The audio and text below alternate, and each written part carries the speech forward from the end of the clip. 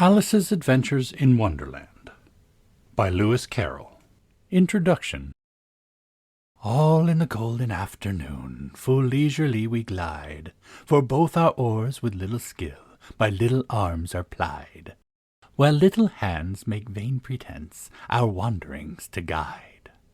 Ah, cruel three, in such an hour, beneath such dreamy weather, to beg a tale of breath too weak to stir the tiniest feather. Yet what can one poor voice avail against three tongues together? Imperious Prima flashes forth her edict to begin it. In gentler tone Secunda hopes there will be nonsense in it, while Tertia interrupts the tale not more than once a minute. Anon to sudden silence won, in fancy they pursue the dreamed child moving through a land of wonders wild and new, in friendly chat with bird or beast, and half believe it true. And ever, as the story drained the wells of fancy dry, and faintly strove the weary one to put the subject by, the rest next time, it is next time, the happy voices cry. Thus grew the tale of Wonderland, thus slowly one by one its quaint events were hammered out, and now the tale is done. And home we steer a merry crew beneath the setting sun. Alice a childish story take, and with a gentle hand lay it where childhood's dreams are twined in memory's mystic band, like pilgrims' withered wreath of flowers plucked in a far-off land. Chapter 1. Down the Rabbit Hole. Alice was beginning to get very tired of sitting by her sister on the bank and having nothing else to do. Once or twice she had peeped into the book her sister was reading, but it had no pictures or conversations in it. And what is the use of a book, thought Alice, without pictures or conversations? So she was considering in her own mind, as well as she could, for the hot day made her feel very sleepy and stupid, whether the pleasure of making a daisy chain would be worth the trouble of getting up and picking the daisies, when suddenly a white rabbit with pink eyes ran close by her. There was nothing so very remarkable in that, nor did Alice think it was so very much out of her way to hear the rabbit say to itself, oh dear, I shall be too late." When she thought it over afterwards, it occurred to her that she ought to have wondered at this, but at the time it all seemed quite natural.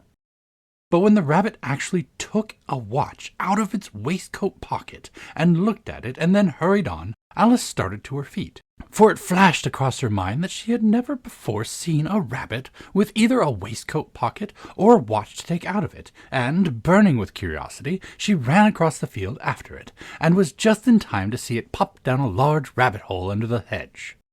In another moment down went Alice after it, never once considering how in the world she was to get out again. The rabbit hole went straight on, like a tunnel, for some way, and then dipped suddenly down, so suddenly that Alice had not a moment to think about stopping herself, before she found herself falling down what seemed to be a very deep well. Either the well was very deep, or she fell very slowly, for she had plenty of time to think as she went down, to look about her, and to wonder what was going to happen next. First, she tried to look down and make out what she was coming to, but it was too dark to see anything. Then she looked at the sides of the well and noticed that they were filled with cupboards and bookshelves. Here and there she saw maps and pictures hung upon pegs. She took down a jar from one of the shelves as she passed. It was labeled orange marmalade, but to her great disappointment it was empty. She did not like to drop the jar for fear of killing somebody underneath, so managed to put it into one of the cupboards as she fell past it. "Well," thought Alice to herself, "after such a fall as this, I shall think nothing of tumbling downstairs. How brave they'll all think of me at home! Why, I wouldn't say anything about it even if I fell off the top of the house," which was very likely true. Down, down, down. Would the fall never come to an end? "I wonder how many miles I've fallen by this time," she said out loud. "I must be getting somewhere near the center of the earth. Let me see, that would be 4,000 miles down, I think. For, you see, Alice had learned several things of this sort in her lessons in the schoolroom, and though this was not a very good opportunity for showing off her knowledge, as there was no one to listen to her, still it was good practice to say it over. Yes, that's about the right distance. But then I wonder what latitude or longitude I've got to. Alice had not the slightest idea what latitude was or longitude either, but she thought they were very nice, grand words to say. Presently she began again. I wonder if I shall fall right through the earth. How funny it'll seem to come out among the people that walk with their heads downward. The antipathies, I think. She was rather glad there was no one listening this time, as it didn't sound at all the right word. But I shall have to ask them what the name of the country is, you know. Please, ma'am, is this New Zealand or Australia? And she tried to curtsy as she spoke. Fancy curtsying as you're falling through the air. Do you think you could manage it? And what an ignorant little girl shall think me for asking. No, it'll never do to ask. Perhaps I shall see it written up somewhere. Down, down, down. There was nothing else to do, so Alice soon began talking again. Dinah'll miss me very much tonight, I think. Dinah was the cat. I hope they'll remember her saucer of milk at tea-time.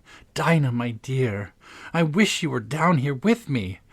There are no mice in the air, I'm afraid, but you might catch a bat, and that's very like a mouse, you know. But do cats eat bats, I wonder? And here Alice began to get rather sleepy, and went on saying to herself in a dreamy sort of way, Do cats eat bats? Do cats eat bats? And sometimes, do bats eat cats? For you see, as she couldn't answer either question, it didn't much matter which way she put it. She felt that she was dozing off, and had just begun to dream that she was walking hand in hand with Dinah, and was saying to her very earnestly, Now, Dinah, tell me the truth. Did you ever eat a bat?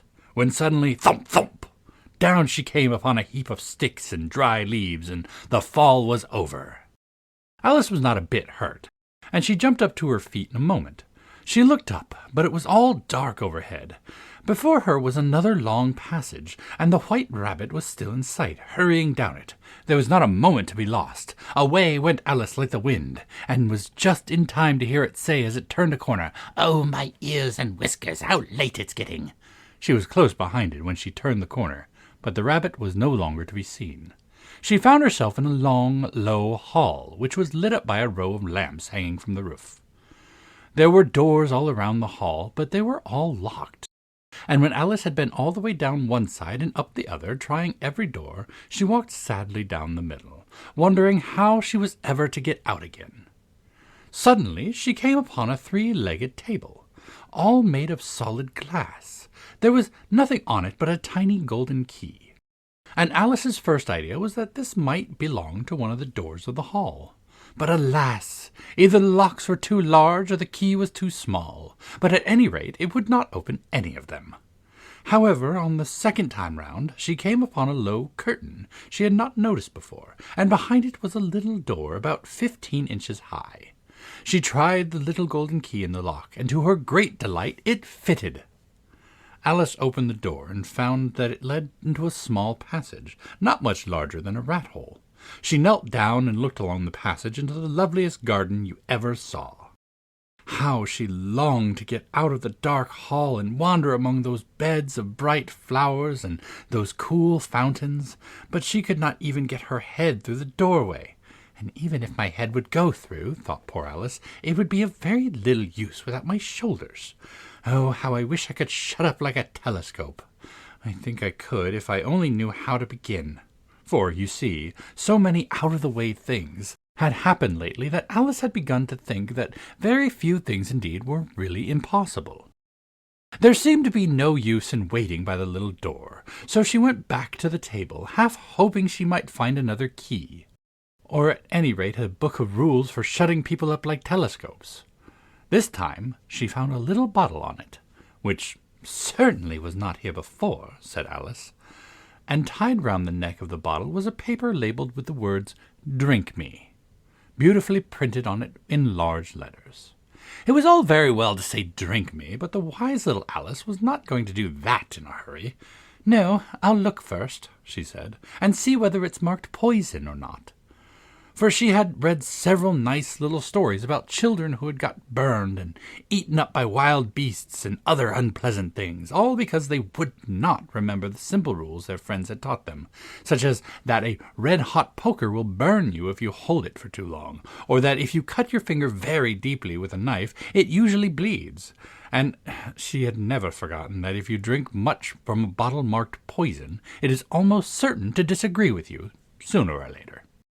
However, this bottle was not marked poison, so Alice ventured to taste it, and finding it very nice, it had in fact a sort of mixed flavor of cherry tart, custard, pineapple, roast turkey, toffee, and hot buttered toast. She very soon finished it off. "What a curious feeling," said Alice. "I must be shutting up like a telescope." And so it was indeed. She was now only 10 inches high, and her face brightened up at the thought that she was now the right size for going through the little door into the lovely garden. First, however, she waited for a few moments to see if she was going to shrink any further. She felt a little nervous about this, for it might end, you know, said Alice to herself, in my going out altogether like a candle. I wonder what I should be like then. And she tried to fancy what the flame of a candle looks like after the candle is blown out, for she could not remember ever having seen such a thing. After a while, finding that nothing more happened, she decided on going into the garden at once. But, alas for poor Alice! When she got to the door, she found she had forgotten the little golden key, and when she went back to the table for it, she found she could not possibly reach it. She could see it quite plainly through the glass, and she tried her best to climb up one of the legs of the table, but it was too slippery. And when she had tired herself out with trying, the poor little thing sat down and cried. "Come, there's no use in crying like that," said Alice to herself rather sharply. "I advise you to leave off this minute." She generally gave herself very good advice, though she very seldom followed it, and sometimes she scolded herself so severely as to bring tears into her eyes. And once she remembered trying to box her own ears for having cheated herself in a game of croquet she was playing against herself, for this curious child was very fond of pretending to be two people. But it's no use now, thought poor Alice, to pretend to be two people. Why, there's hardly enough of me left to make one respectable person. Soon her eye fell on a little glass box that was lying under the table. She opened it and found in it a very small cake, on which the words "Eat me" were beautifully marked in currants. "Well, I'll eat it," said Alice, "and if it makes me grow larger I can reach the key, and if it makes me grow smaller I can creep under the door. So either way I'll get into the garden, and I don't care which happens." She ate a little bit and said anxiously to herself, which way, holding her hand on the top of her head to feel which way she was growing, and she was quite surprised to find that she remained the same size. To be sure, this is generally what happens when one eats cake, but Alice had got so much into the way of expecting nothing but out-of-the-way things to happen, that it seemed quite dull and stupid for life to go on in the common way. So she set to work, and very soon finished off the cake. Chapter 2. The Pool of Tears. "Curiouser and curiouser," cried Alice. She was so much surprised that for the moment she quite forgot how to speak good English. "Now I'm opening out like the largest telescope that ever was. Goodbye, feet." For when she looked down at her feet, they seemed to be almost out of sight. They were getting so far off. "Oh, my poor little feet. I wonder who will put on your shoes and stockings for you now, dears. I'm sure I shan't be able to. I shall be a great deal too far off to trouble myself about you. You must manage the best way you can. But I must be kind to them," thought Alice, "or perhaps they won't walk the way I want to go. Let me see. I'll give them a new pair of boots every Christmas." And she went on planning to herself how she would manage it. They must go by the carrier, she thought, and how funny it'll seem sending presents to one's own feet, and how odd the directions will look. "Alice's right foot, Esquire, hearthrug near the fender, with Alice's love." Oh dear, what nonsense I'm talking. Just at this moment her head struck against the roof of the hall, In fact, she was now rather more than 9 feet high, and she at once took up the little golden key and hurried off to the garden door. Poor Alice! It was as much as she could do, lying down on one side, to look through into the garden with one eye. But to get through was more hopeless than ever. She sat down and began to cry again. "You ought to be ashamed of yourself," said Alice. "A great girl like you," she might well say this, "to go on crying in this way. Stop this moment, I tell you." But she went on all the same, shedding gallons of tears until there was a large pool all around her, about 4 inches deep and reaching half down the hall. After a time she heard a little pattering of feet in the distance, and she hastily dried her eyes to see what was coming. It was the White Rabbit returning, splendidly dressed, with a pair of white kid gloves in one hand and a large fan in the other. He came trotting along in a great hurry, muttering to himself as he came, "Oh, the Duchess! The Duchess! Oh, won't she be savage if I've kept her waiting?" Alice felt so desperate that she was ready to ask help of anyone. So, when the rabbit came near her, she began in a low, timid voice, "If you please, sir." The rabbit started violently, dropped the white kid gloves and the fan, and scurried away into the darkness as hard as he could go. Alice took up the fan and gloves, and, as the hall was very hot, she kept fanning herself all the time she went on talking. "Dear, dear, how queer everything is today, and yesterday things went on just as usual. I wonder if I've been changed in the night. Let me think. Was I the same when I got up this morning? I almost think I can remember feeling a little different. But if I'm not the same, the next question is, who in the world am I? Ah, that's the great puzzle." And she began thinking over all the children she knew that were the same age as herself, to see if she could have been changed for any of them. "I'm sure I'm not Ada," she said, "for her hair goes in such long ringlets, and mine doesn't go in ringlets at all. And I'm sure I can't be Mabel, for I know all sorts of things, and she knows such a very little. Besides, she's she, and I'm I. And, oh dear, how puzzling it all is. I'll try if I know all the things I used to know. Let me see. 4 times 5 is 12, and 4 times 6 is 13, and 4 times 7 is... Oh dear, I shall never get to 20 at this rate. However, the multiplication table don't signify. Let's try geography. London is the capital of Paris, and Paris is the capital of Rome, and Rome... No, that's all wrong, I'm certain. I must have been changed for Mabel. I'll try and say, how doth the little... And she crossed her hands on her lap, as if she were saying lessons, and began to repeat it. But her voice sounded hoarse and strange, and the words did not come the same as they used to.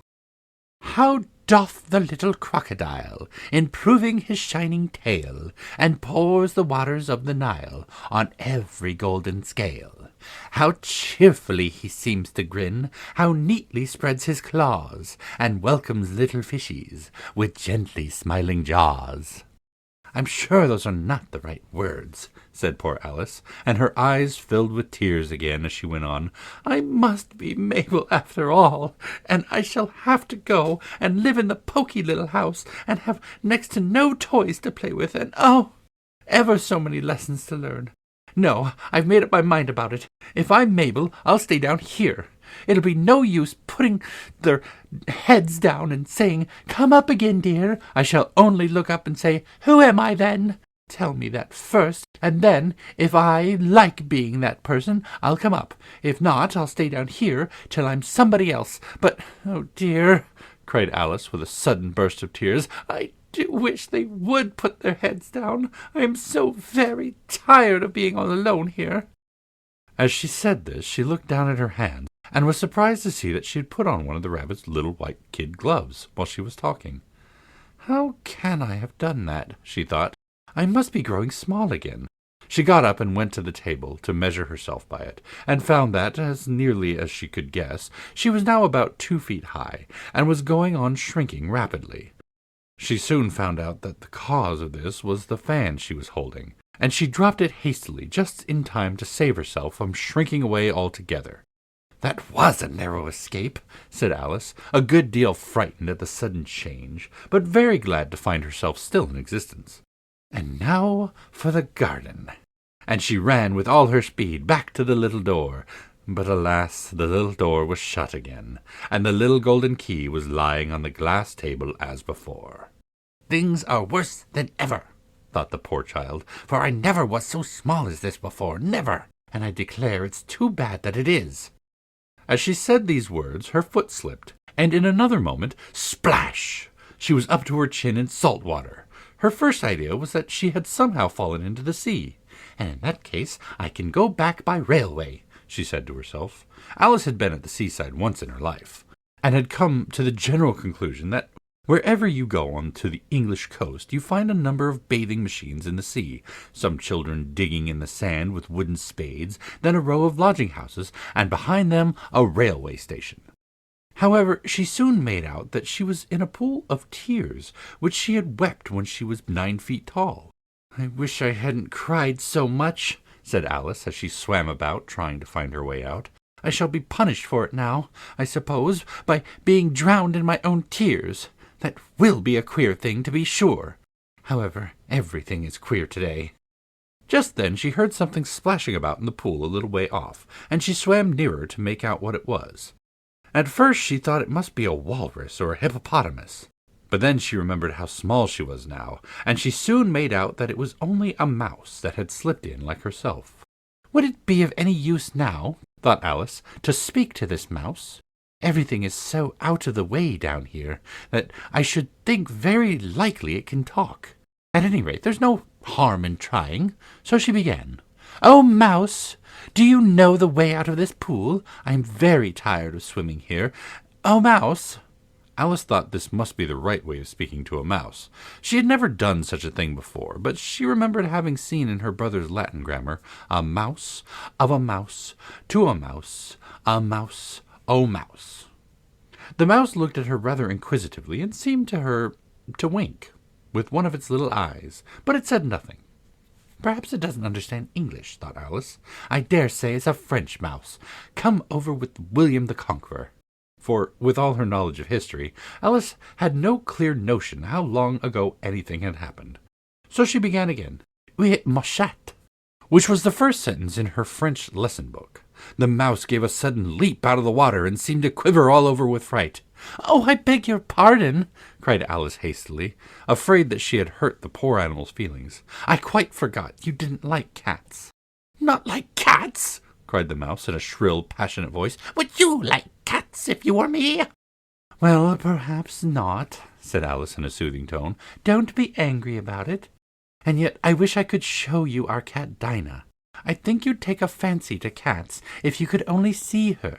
She is such a dear, quiet thing," Alice went on half to herself, as she swam lazily about in the pool, "and she sits purring so nicely by the fire, licking her paws and washing her face. And she is such a nice, soft thing to nurse, and she's a capital one for catching mice." "Oh, I beg your pardon," cried Alice again, for this time the mouse was bristling all over, and she felt certain it must be really offended. "We won't talk about her any more if you'd rather not." "We indeed!" cried the mouse, who was trembling down to the end of its tail. "As if I would talk on such a subject. Our family has always hated cats. Nasty, low, vulgar things. Don't let me hear the name again." "I won't indeed," said Alice, in a great hurry to change the subject of conversation. Are you fond of dogs?" The mouse did not answer, so Alice went on eagerly. "There's such a nice little dog near our house. I should like to show you. A little bright-eyed terrier, you know, with, such long, curly brown hair. And it'll fetch things when you throw them, and it'll sit up and beg for its dinner, and all sorts of things. I can't remember half of them. And it belongs to a farmer, you know, and he says it's so useful it's worth £100. He says it kills all the rats and—" "Oh, dear," cried Alice in a sorrowful tone, "I'm afraid I've offended it again." For the mouse was swimming away from her as hard as it could go, and making quite a commotion in the pool as it went. She called softly after it, "Mouse dear, do come back again, and we won't talk about cats or dogs either, if you don't like them."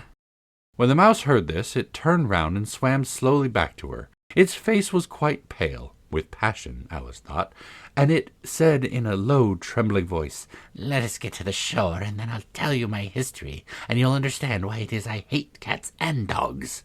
It was high time to go, for the pool was getting quite crowded with the birds and animals that had fallen into it. There was a duck and a dodo, a lory and an eaglet, and several other curious creatures. Alice led the way, and the whole party swam to the shore. Chapter 3. A Caucus Race and a Long Tail. They were indeed a queer-looking party that assembled on the bank. The birds with draggled feathers, the animals with their fur clinging close to them, and all dripping wet, cross, and uncomfortable. The first question, of course, was how to get dry again. They had a consultation about this, and after a few minutes it seemed quite natural to Alice to find herself talking familiarly with them, as if she had known them all her life. Indeed, she had quite a long argument with the lory, who at last turned sulky and would only say, "I'm older than you, and must know better." And this Alice would not allow, without knowing how old it was, and as the lory positively refused to tell its age, there was no more to be said. At last the mouse, who seemed to be a person of some authority among them, called out, "Sit down, all of you, and listen to me. I'll soon make you dry enough." They all sat down at once in a large ring with the mouse in the middle. Alice kept her eyes anxiously fixed on it, for she felt sure she would catch a bad cold if she did not get dry very soon. "Ahem," said the mouse with an important air. "Are you all ready? This is the driest thing I know. Silence all round, if you please. William the Conqueror, whose cause was favored by the Pope, was soon submitted to by the English, who wanted leaders, and had been of late much accustomed to usurpation and conquest. Edwin of Morcar and the Earls of Mercia and Northumbria—" "Ugh!" said the lory with a shiver. "I beg your pardon," said the mouse, frowning, but very politely. "Did you speak?" "Not I," said the lory hastily. "I thought you did," said the mouse. "I proceed. Edwin and Morcar, the Earls of Mercia and Northumbria, declared for him, and even Stigand, the patriotic Archbishop of Canterbury, found it advisable—" "Found what?" said the duck. "Found it," the mouse replied rather crossly. "Of course you know what it means." "I know what it means well enough when I find a thing," said the duck. "It's generally a frog or a worm. The question is, what did the Archbishop find?" The mouse did not notice the question, but hurriedly went on. "Found it advisable to go with Edgar Atheling to meet William and offer him the crown. William's conduct at first was moderate, but the insolence of his Normans— How are you getting on, my dear?" it continued, turning to Alice as it spoke. "As wet as ever," said Alice in a melancholy tone. "It doesn't seem to dry me at all." "In that case," said the dodo solemnly, rising to its feet, "I move that the meeting adjourn for the immediate adoption of more energetic remedies." "Speak English," said the eaglet. "I don't know the meaning of half those long words, and what's more, I don't believe you do either." And the eaglet bent down his head to hide a smile. Some of the other birds tittered audibly. "What I was going to say," said the dodo in an offended tone, "was that the best thing to get us dry would be a caucus race." "What is a caucus race?" said Alice. Not that she much wanted to know, but the dodo had paused as if it thought that somebody ought to speak, and no one else seemed inclined to say anything. "Why," said the dodo, "the best way to explain it is to do it." And as you might like to try the thing yourself some wintry day, I will tell you how the dodo managed it. First, it marked out a racecourse in a sort of circle. "The exact shape doesn't matter," it said, and then all the party were placed along the course here and there. There was no 1, 2, 3, and away, but they began running when they liked and left off when they liked, so that it was not easy to know when the race was over. However, when they had been running half an hour or so, they were quite dry again. The dodo suddenly called out, "The race is over," and they all crowded around it, panting and asking, "But who has won?"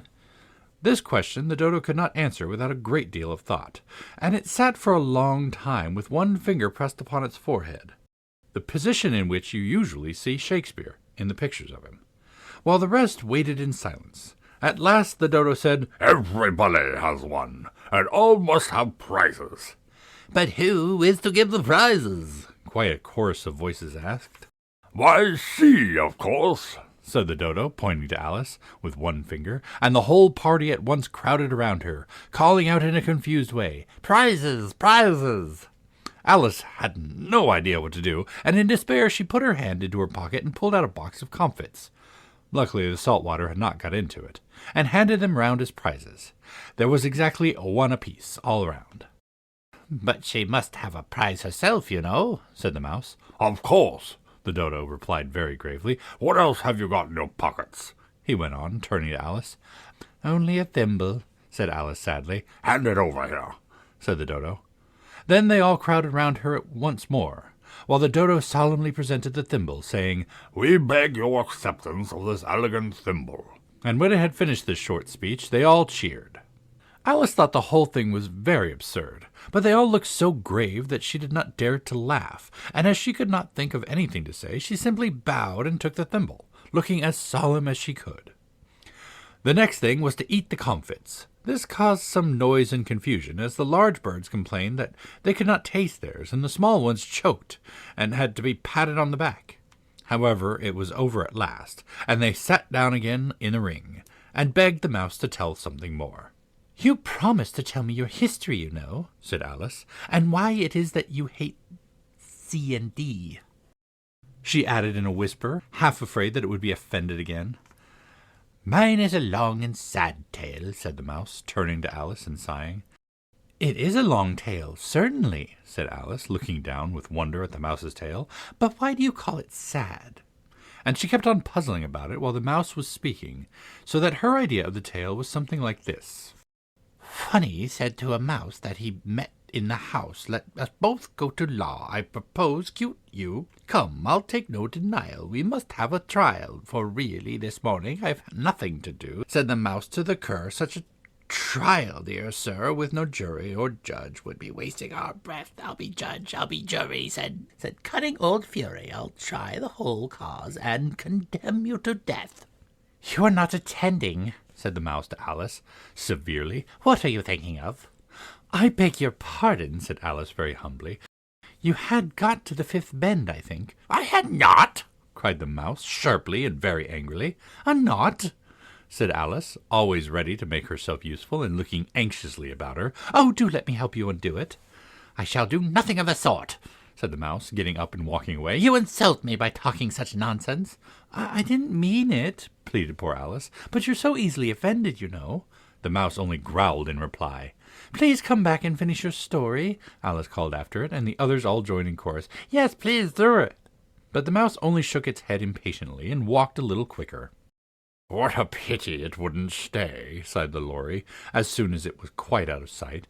And an old crab took the opportunity of saying to her daughter, "Ah, my dear, let this be a lesson to you, never to lose your temper."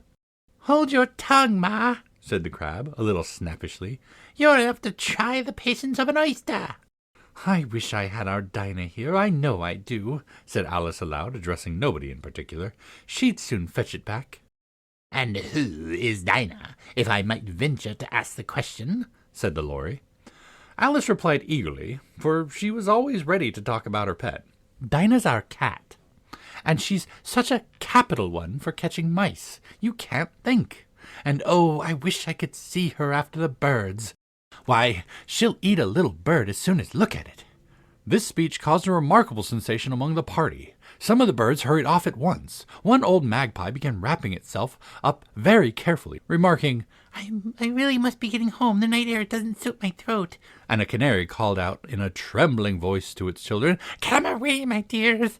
It's high time you were all in bed." On various pretexts, they all moved off, and Alice was soon left alone. "I wish I hadn't mentioned Dinah," she said to herself in a melancholy tone. "Nobody seems to like her down here, and I'm sure she's the best cat in the world. Oh, my dear Dinah, I wonder if I shall ever see you any more." And here poor Alice began to cry again, for she felt very lonely and low-spirited.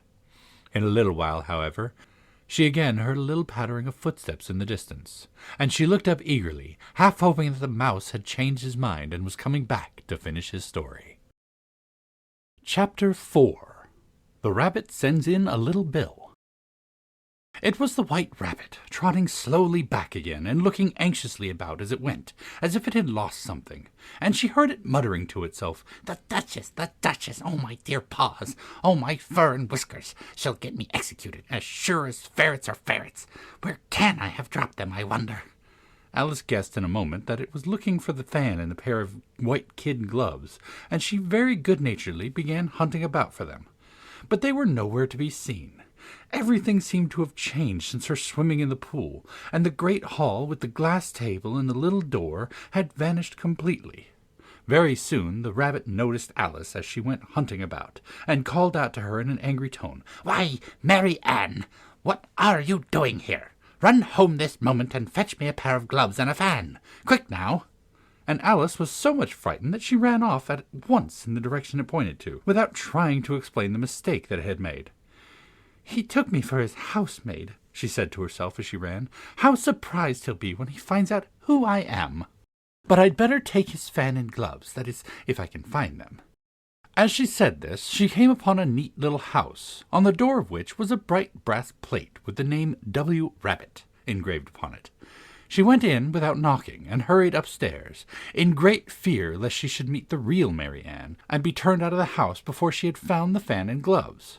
How queer it seems, Alice said to herself, to be doing errands for a rabbit. I suppose Dinah will be sending me on errands next. She began fancying the sort of thing that would happen. Miss Alice, come here directly, and get ready for your walk. Coming in a minute, nurse. But I've got to watch this mouse hole till Dinah comes back, and see that the mouse doesn't get out. Only I don't think, Alice went on, that they'd let Dinah stop in the house if it began ordering people about like that. By this time she had found her way into a tidy little room with a table in the window, and on it, as she had hoped, a fan and 2 or 3 pairs of tiny white kid gloves. She took up the fan and a pair of gloves, and was just going to leave the room when her eye fell upon a little bottle that stood near the looking-glass. There was no label this time with the words "Drink me," but nevertheless she uncorked it and put it to her lips. I know something interesting is sure to happen, she said to herself, whenever I eat or drink anything, so I'll just see what this bottle does. I do hope it'll make me grow large again, for really I'm quite tired of being such a tiny little thing. It did so indeed, and much sooner than she had expected.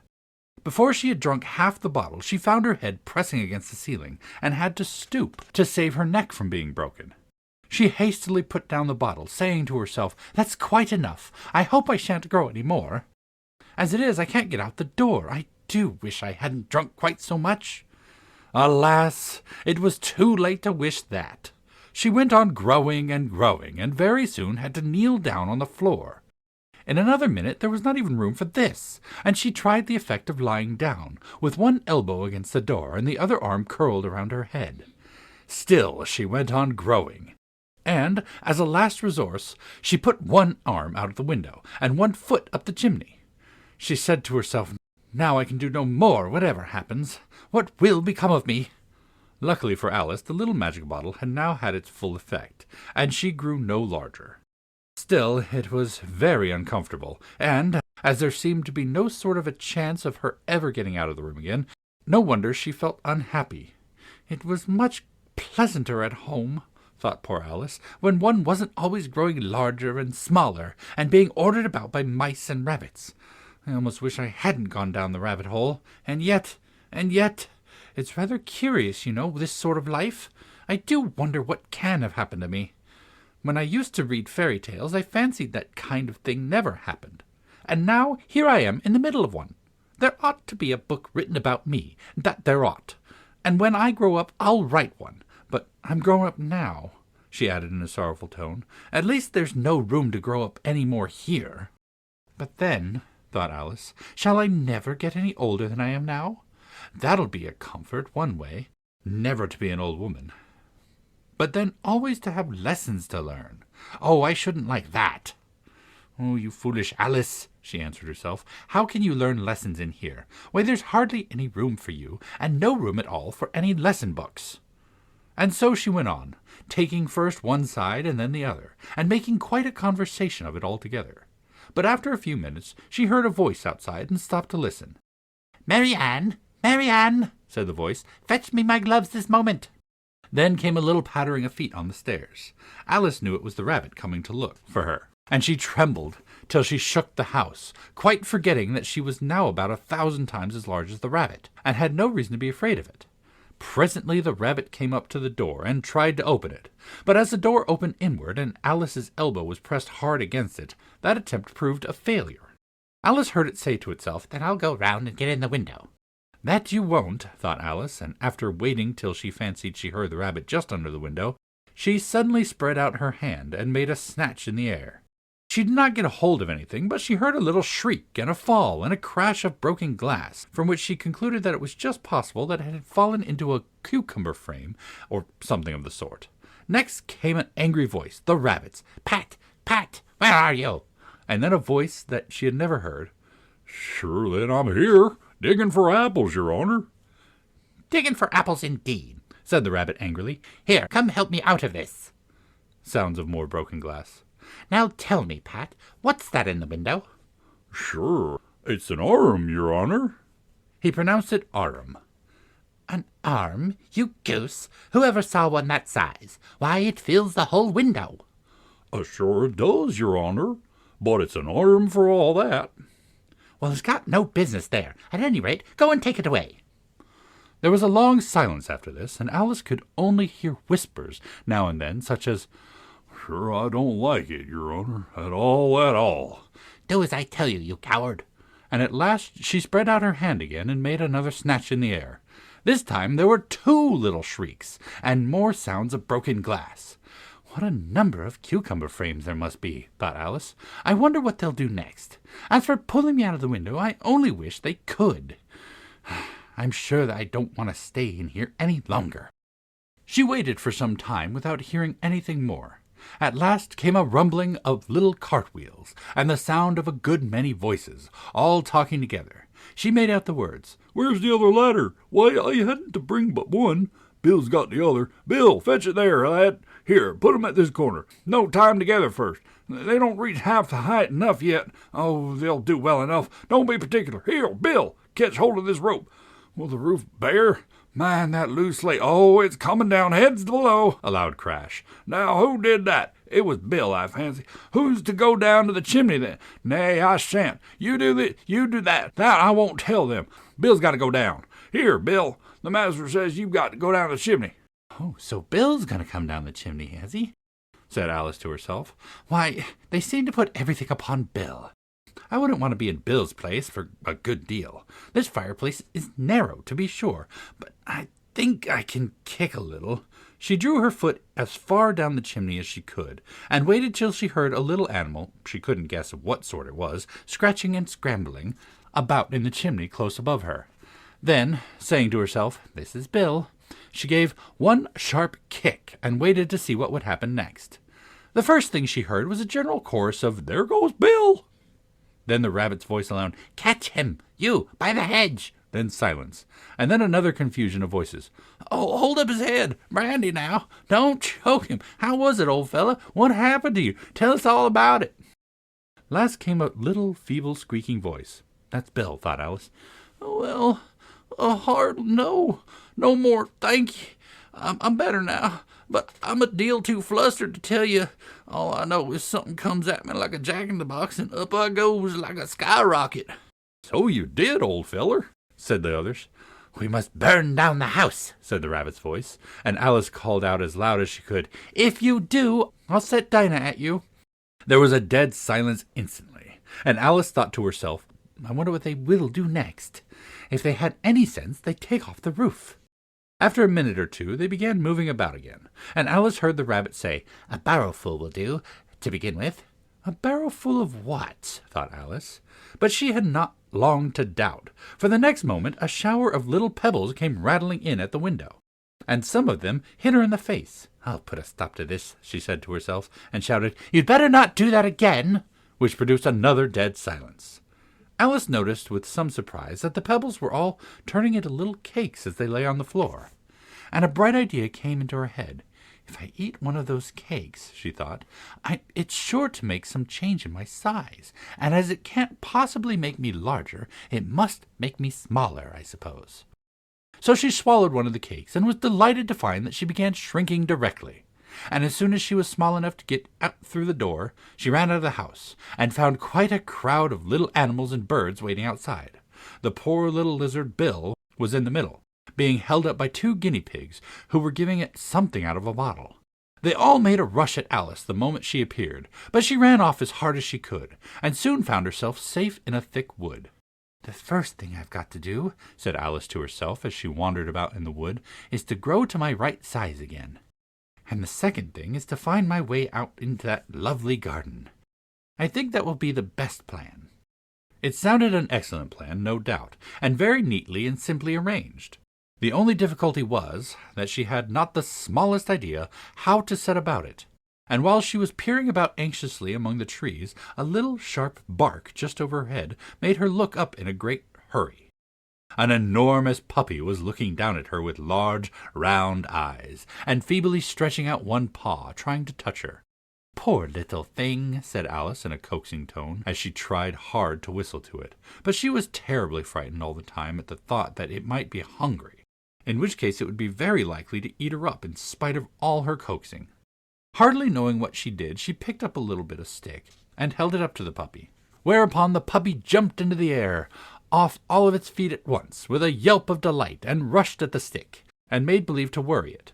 Then Alice dodged behind a great thistle to keep herself from being run over, and the moment she appeared on the other side, the puppy made another rush at the stick, and tumbled head over heels in its hurry to get a hold of it. Then Alice, thinking it was very like having a game of play with a cart-horse, and expecting every moment to be trampled under its feet, she ran round the thistle again. Then the puppy began a series of short charges at the stick, running a very little way forward each time, and a long way back, and barking hoarsely all the while, till at last it sat down a good way off, panting, with its tongue hanging out of its mouth, and its great eyes half shut. This seemed to Alice a good opportunity for making her escape. So she set off at once, and ran till she was quite tired and out of breath, and till the puppy's bark sounded quite faint in the distance.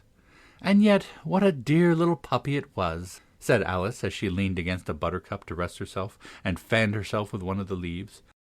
"I should have liked teaching it tricks very much, if I'd only been the right size to do it. Oh dear, I'd nearly forgotten that I've not grown up again. Let me see, how is it managed? I suppose I ought to eat or drink something or other, but the question is, what?" The great question certainly was, what? Alice looked all around at the flowers and the blades of grass, but she could not see anything that looked the right thing to eat or drink under the circumstances. There was a large mushroom growing near her, about the same height as herself, and when she had looked under it, and on both sides of it, and behind it, it occurred to her that she might as well look and see what was on top of it. She stretched herself up on tiptoe and peeped over the edge of the mushroom, and her eyes immediately met those of a large blue caterpillar that was sitting on the top, with its arms folded, quietly smoking a long hookah, and taking not the smallest notice of her or of anything else. Chapter 5. Advice from a Caterpillar. The caterpillar and Alice looked at each other in silence. At last the caterpillar took the hookah out of its mouth and addressed her in a languid, sleepy voice. "Who are you?" said the caterpillar. This was not an encouraging opening for a conversation. Alice replied rather shyly, I hardly know, sir. Just at present, at least I know who I was when I got up this morning, but I think I must have been changed several times since then." "What do you mean by that?" said the caterpillar, sternly. "Explain yourself." "I cannot explain myself, I'm afraid, sir," said Alice, "because I'm not myself, you see." "I don't see," said the caterpillar. "I'm afraid I can't put it more clearly," Alice replied very politely, "for I can't understand it myself to begin with, and being so many different sizes in a day is very confusing." "It isn't," said the caterpillar. Well, perhaps you haven't found it so yet, said Alice. But when you have to turn into a chrysalis, you will someday, you know. And then after that into a butterfly. I should think you'll feel it a little queer, won't you? Not a bit, said the caterpillar. Well, perhaps your feelings may be different, said Alice. All I know is it would feel very queer to me. You, said the caterpillar contemptuously. Who are you? Which brought them back again to the beginning of the conversation. Alice felt a little irritated at the caterpillar for making such very short remarks, and she drew herself up and said very gravely, I think you ought to tell me who you are first. Why? Said the caterpillar. Here was another puzzling question. And as Alice could not think of any good reason, and as the caterpillar seemed to be in a very unpleasant state of mind, she turned away. Come back, the caterpillar called after her. I've something important to say. This sounded promising, certainly. Alice turned and came back again. Keep your temper, said the caterpillar. Is that all? Said Alice, swallowing down her anger as well as she could. No, said the caterpillar. Alice thought she might as well wait, as she had nothing else to do, and perhaps after all it might tell her something worth hearing. For some minutes it puffed away without speaking, but at last it unfolded its arms, took the hook out of its mouth again, and said, So you think you're changed, do you? I'm afraid I am, sir, said Alice. I can't remember things as I used, and I don't keep the same size for 10 minutes together. Can't remember what things, said the caterpillar. Well, I've tried to say, how doth the little busy bee, but it all came very different, Alice replied in a very melancholy voice. Repeat, you are old, Father William, said the caterpillar. Alice folded her hands and began. You are old, Father William, the young man said, and your hair has become very white, and yet you incessantly stand on your head. Do you think at your age it is right? In my youth, Father William replied to his son, I feared it might injure the brain, but now that I am perfectly sure I have none, why, I do it again and again. You are old, said the youth, as I mentioned before, and have grown most uncommonly fat. Yet you turned a back somersault in at the door. Pray, what is the reason of that? In my youth, said the age, as he shook his grey locks, I kept all my limbs very supple. By the use of this ointment, 1 shilling a box, allow me to sell you a couple. You are old, said the youth, and your jaws are too weak for anything tougher than suet. Yet you finished the goose with the bones and the beak. Pray, how did you manage to do it? In my youth, said his father, I took to the law, and argued each case with my wife, and the muscular strength which it gave to my jaw has lasted the rest of my life. You are old, said the youth. One would hardly suppose that your eye was as steady as ever. Yet you balance an eel on the end of your nose. What made you so awfully clever? I have answered 3 questions, and that is enough, said the father. Don't give yourself airs. Do you think I can listen all day to such stuff? Be off, or I'll kick you down the stairs. That is not said right, said the caterpillar. Not quite right, I'm afraid, said Alice timidly. Some of the words have gotten altered. It is wrong from beginning to end, said the caterpillar, decidedly, and there was silence for some minutes. The caterpillar was the first to speak. What size do you want to be? It asked. Oh, I'm not particular as to size, Alice hastily replied. Only one doesn't like changing so often, you know. I don't know, said the caterpillar. Alice said nothing. She had never been so contradicted in all her life before, and she felt that she was losing her temper. Are you content now? Said the caterpillar.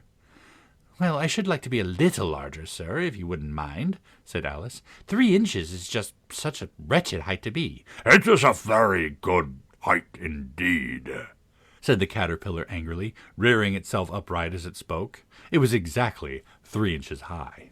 But I'm not used to it, pleaded poor Alice in a piteous tone. and she thought to herself, I wish the creatures wouldn't be so easily offended. "You'll get used to it in time," said the caterpillar, and it put the hookah back in its mouth and began smoking again. This time Alice waited patiently until it chose to speak again. In a minute or two the caterpillar took the hookah out of its mouth and yawned once or twice, and shook itself. Then it got down off the mushroom and crawled away into the grass, merely remarking as it went, "One side will make you grow taller, the other will make you grow shorter." One side of what? The other side of what? Thought Alice to herself. "Of the mushroom," said the caterpillar, just as if she'd asked aloud, and in another moment it was out of sight.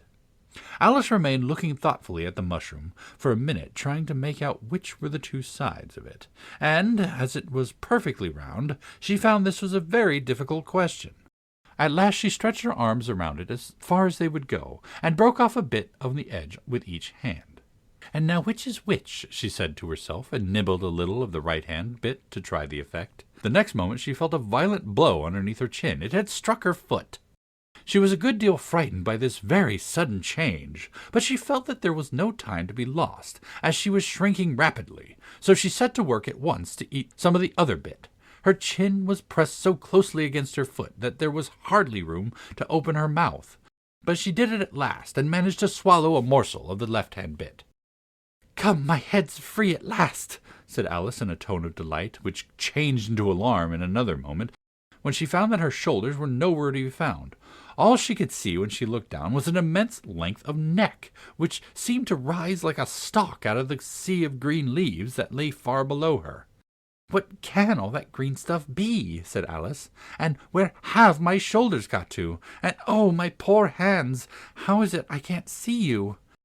She was moving them about as she spoke, but no result seemed to follow, except a little shaking among the distant green leaves. As there seemed to be no chance of getting her hands up to her head, she tried to get her head down to them, and was delighted to find that her neck would bend about easily in any direction, like a serpent. She had just succeeded in curving it down into a graceful zigzag, and was going to dive it among the leaves, which she found to be nothing but the tops of trees under which she had been wandering, when a sharp hiss made her draw back in a hurry. A large pigeon had flown into her face, and was beating her violently with its wings. "Serpent!" screamed the pigeon. "I'm not a serpent," said Alice indignantly. "Let me go." "Serpent, I say," repeated the pigeon, but in a more subdued tone, and added with a kind of a sob, "I've tried every way, and nothing seems to suit them." "I haven't the least idea what you're talking about," said Alice. "I've tried the roots of trees, and tried the banks, and I've tried the hedges," the pigeon went on, without attending to her. "But those serpents, there's no pleasing them." Alice was more and more puzzled, but she thought that there was no use in saying anything more till the pigeon had finished. "As if it wasn't trouble enough hatching the eggs," said the pigeon, "but I must be on the lookout for serpents night and day. Why, I haven't had a wink of sleep these 3 weeks." "I'm very sorry you've been annoyed," said Alice, who was beginning to see its meaning. And just as I'd taken to the highest tree in the woods," continued the pigeon, raising its voice to a shriek, "and just as I was thinking I should be free of them at last, they must needs come wriggling down from the sky. Serpent!" "But I'm not a serpent, I tell you," said Alice. I'm a... "Well, what are you?" said the pigeon. "I can see you're trying to invent something. I'm a little girl," said Alice, rather doubtfully, as she remembered the number of changes she had gone through that day. "A likely story indeed," said the pigeon in a tone of the deepest contempt. "I've seen a good many little girls in my time, but never one with such a neck as that. Oh, no, you're a serpent, and there's no use denying it. I suppose you'd be telling me next that you've never tasted an egg." "I have tasted eggs, certainly," said Alice, who was a very truthful child, "but little girls eat eggs quite as much as serpents do, you know." "I don't believe it," said the pigeon, "but if they do, why, then they're a kind of serpent. That's all I can say." This was such a new idea to Alice that she was quite silent for a minute or two, which gave the pigeon the opportunity of adding, "You're looking for eggs. I know that well enough. And what does it matter to me whether you're a little girl or a serpent?" "It matters a good deal to me," said Alice hastily, "but I'm not looking for eggs, as it happens, and if I was, I shouldn't want yours. I don't like them raw." Well, be off then, said the pigeon in a sulky tone, as it settled down again into its nest. Alice crouched down among the trees as well as she could, for her neck kept getting tangled among the branches, and every now and then she had to stop and untwist it. After a while she remembered that she still held the pieces of mushrooms in her hands, and she set to work very carefully, nibbling first at one and then at the other, and growing sometimes taller and sometimes shorter, until she had succeeded in bringing herself down to her usual height. It was so long since she had been anything near the right size that it felt quite strange at first. But she got used to it in a few minutes and began talking to herself as usual. "Come, there's half my plan done now. How puzzling all these changes are. I'm never sure what I'm going to be from one minute to another. However, I've got back to my right size. The next thing is to get into that beautiful garden. How is that to be done, I wonder?" And as she said this, she came suddenly upon an open place with a little house in it, about 4 feet high. "Whoever lives there," thought Alice, "it'll never do to come upon them in this size. Why, I should frighten them out of their wits." She began nibbling at the right-hand bit again, and did not venture to go near the house till she had brought herself down to 9 inches high. Chapter 6. Pig and Pepper. For a minute or two she stood looking at the house and wondering what to do next, when suddenly a footman in livery came running out of the wood. She considered him to be a footman because he was in livery. Otherwise, judging by his face only, she would have called him a fish, and rapped loudly at the door with his knuckles. It was opened by another footman in livery, with a round face and large eyes like a frog, and both footmen, Alice noticed, had powdered hair that curled all over their heads. She felt very curious to know what it was all about, and crept a little way out of the wood to listen. The fish footman began by producing from under his arm a great letter, nearly as large as himself, and this he handed over to the other, saying in a solemn tone, "For the Duchess, an invitation from the Queen to play croquet." The frogman repeated in the same solemn tone, only changing the order of the words a little. "From the Queen, an invitation for the Duchess to play croquet." And they both bowed, and their curls entangled together. Alice laughed so much at this that she had to run back into the wood for fear of their hearing her. And when she next peeped out, the fish footman was gone, and the other was sitting on the ground near the door, staring stupidly up into the sky. Alice went timidly up to the door and knocked. "There's no sort of use in knocking," said the footman, "and that for 2 reasons. First, because I'm on the same side of the door as you. Secondly, because they're making such a noise inside, no one could possibly hear you." And certainly there was a most extraordinary noise going on within, a constant howling and sneezing, and every now and then a great crash, as if a dish or a kettle had been broken to pieces. "Please then," said Alice, "how am I to get in?" "There might be some sense in your knocking," the footman went on without attending to her, "if we had the door between us. For instance, if you're inside, you might knock, and I could let you out, you know." He was looking up into the sky all the time he was speaking, and this Alice thought decidedly uncivil. "But perhaps he can't help it," she said to herself. "His eyes are so very nearly at the top of his head. But at any rate he might answer questions. How am I to get in?" she repeated aloud. "I shall sit here," the footman remarked, "till tomorrow." At this moment the door of the house opened, and a large plate came skimming out, straight at the footman's head. It just grazed his nose and broke to pieces against one of the trees behind him. "Oh, the next day, maybe," the footman continued in the same tone, exactly as if nothing had happened. "How am I to get in?" Alice asked again in a louder tone. "Are you to get in at all?" said the footman. "That's the first question, you know." It was, no doubt. Only Alice did not like to be told so. "It's really dreadful," she muttered to herself, "the way all the creatures argue. It's enough to drive one crazy." The footman seemed to think this a good opportunity for repeating his remark with variations. "I shall sit here," he said, "on and off for days and days." "But what am I to do?" said Alice. "Anything you like," said the footman, and began whistling. "No, there's no use in talking to him," said Alice desperately. "He's perfectly idiotic." And she opened the door and went in. The door led right into a large kitchen, which was full of smoke from one end to the other. The Duchess was sitting on a three-legged stool in the middle, nursing a baby. The cook was leaning over the fire, stirring a large cauldron which seemed to be full of soup. "There's certainly too much pepper in that soup," Alice said to herself, as well as she could for sneezing. There was certainly too much of it in the air. Even the Duchess sneezed occasionally. And as for the baby, it was sneezing and howling alternately without a moment's pause. The only two creatures in the kitchen that did not sneeze were the cook and a large cat, which was sitting on the hearth and grinning from ear to ear.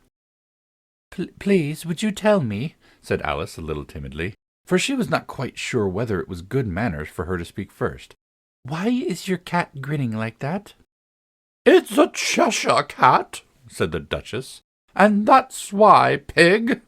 She said the last word with such violence that Alice quite jumped. But she saw in another moment that it was addressed to the baby and not to her, so she took courage and went on again. "I didn't know that Cheshire cats always grinned. In fact, I didn't know that cats could grin." "They all can," said the Duchess, "and most of 'em do." "I don't know of any that do," Alice said very politely, feeling quite pleased to have got into a conversation. "You don't know much," said the Duchess, "and that's a fact." Alice did not at all like the tone of this remark, and thought it would be as well to introduce some other subject of conversation. While she was trying to fix on one, the cook took the cauldron of soup off the fire, and at once set to work throwing everything within her reach at the Duchess and the baby. The fire irons came first, then followed a shower of saucepans, plates, and dishes. The Duchess took no notice of them, even when they hit her, and the baby was howling so much already that it was quite impossible to say whether the blows hurt it or not. "Oh, please mind what you are doing," cried Alice, jumping up and down in an agony of terror. "Oh, there goes his precious nose," as an unusually large saucepan flew close by it and very nearly carried it off. "If everybody minded their own business," said the Duchess in a hoarse growl, "the world would go round a deal faster than it does." "Which would not be an advantage," said Alice, who felt very glad to get an opportunity of showing off a little of her knowledge. "Just think what work it would make with the night and day. You see, the earth takes 24 hours to turn around on its axis." "Talking of axes," said the Duchess, "chop off her head." Alice glanced rather anxiously at the cook to see if she meant to take the hint. But the cook was busily stirring the soup and seemed not to be listening. So she went on again. 24 hours, I think, or is it 12? "Oh, don't bother me," said the Duchess. "I never could abide figures." And with that she began nursing her child again, singing a sort of lullaby to it as she did so, and giving it a violent shake at the end of every line. "Speak roughly to your little boy, and beat him when he sneezes. He only does it to annoy, because he knows it teases." Chorus, in which the cook and baby joined in. "Wow, wow, wow." While the Duchess sang the second verse of the song, she kept tossing the baby violently up and down, and the poor little thing howled so that Alice could hardly hear the words. "I speak severely to my boy. I beat him when he sneezes, for he can thoroughly enjoy the pepper when he pleases." Chorus, "Wow, wow, wow." "Here, you may nurse it a bit if you like," said the Duchess to Alice, flinging the baby at her as she spoke. "I must go and get ready to play croquet with the Queen." And she hurried out of the room. The cook threw a frying pan after her as she went, but it just missed her. Alice caught the baby with some difficulty, as it was a queer-shaped little creature, and held out its arms and legs in all directions. "Just like a starfish," thought Alice. The poor little thing was snorting like a steam engine when she caught it, and kept doubling itself up and straightening itself out again, so that altogether, for the first minute or two, it was as much as she could do to hold it. As soon as she made out the proper way of nursing it, which was to twist it up into a sort of knot, and then keep tight hold of its right ear and left foot, so as to prevent its undoing itself, she carried it out into the open air. "If I don't take this child away with me," thought Alice, "they're sure to kill it in a day or two. Wouldn't it be murder to leave it behind?" She said the last words out loud, and the little thing grunted in reply. It had left off the sneezing by this time. "Don't grunt," said Alice. "That's not at all the proper way of expressing yourself." The baby grunted again, and Alice looked very anxiously into its face to see what was the matter with it. There could be no doubt that it had a very turnip nose, much more like a snout than a real nose. Also, its eyes were getting extremely small for a baby. Altogether, Alice did not like the look of the thing at all. But perhaps it was only sobbing, she thought, and looked into its eyes again to see if there were any tears. No, there were no tears. "If you're going to turn into a pig, my dear," said Alice seriously, "I'll have nothing more to do with you. Mind now." The poor little thing sobbed again, or grunted, it was impossible to say which, and they went on for some while in silence. Alice was just beginning to think to herself, "Now, what am I going to do with this creature when I get it home?" when it grunted again so violently that she looked down into its face in some alarm. This time there could be no mistake about it. It was neither more nor less than a pig, and she felt that it would be quite absurd for her to carry it any further. So she set the little creature down, and felt quite relieved to see it trot away quietly into the wood. "If it had grown up," she said to herself, "it would have been a dreadfully ugly child, but it makes a rather handsome pig, I think." And she began thinking over other children she knew, who might do very well as pigs, and was just saying to herself, "If one only knew the right way to change them," when she was a little startled by seeing the Cheshire Cat sitting on the bough of a tree a few yards off. The cat only grinned when it saw Alice. It looked good-natured, she thought. Still, it had very long claws and a great many teeth, so she felt it ought to be treated with some respect. Cheshire Puss," she began rather timidly, as she did not at all know whether it would like the name. However, it only grinned a little wider. "Come, it's pleased so far," thought Alice, and she went on. "Would you tell me, please, which way I ought to walk from here?" "That depends a good deal on where you want to get to," said the cat. "I don't much care where," said Alice. "Then it doesn't matter which way you walk," said the cat. "So long as I get somewhere," Alice added as an explanation. "Oh, you're sure to do that," said the cat, "if you only walk long enough." Alice felt that this could not be denied, so she tried another question. "What sort of people live about here?" "In that direction," said the cat, waving its right paw round, "lives a hatter, and in that direction," waving the other paw, "lives a March hare. Visit either you like. They're both mad." "But I don't want to go among mad people," Alice remarked.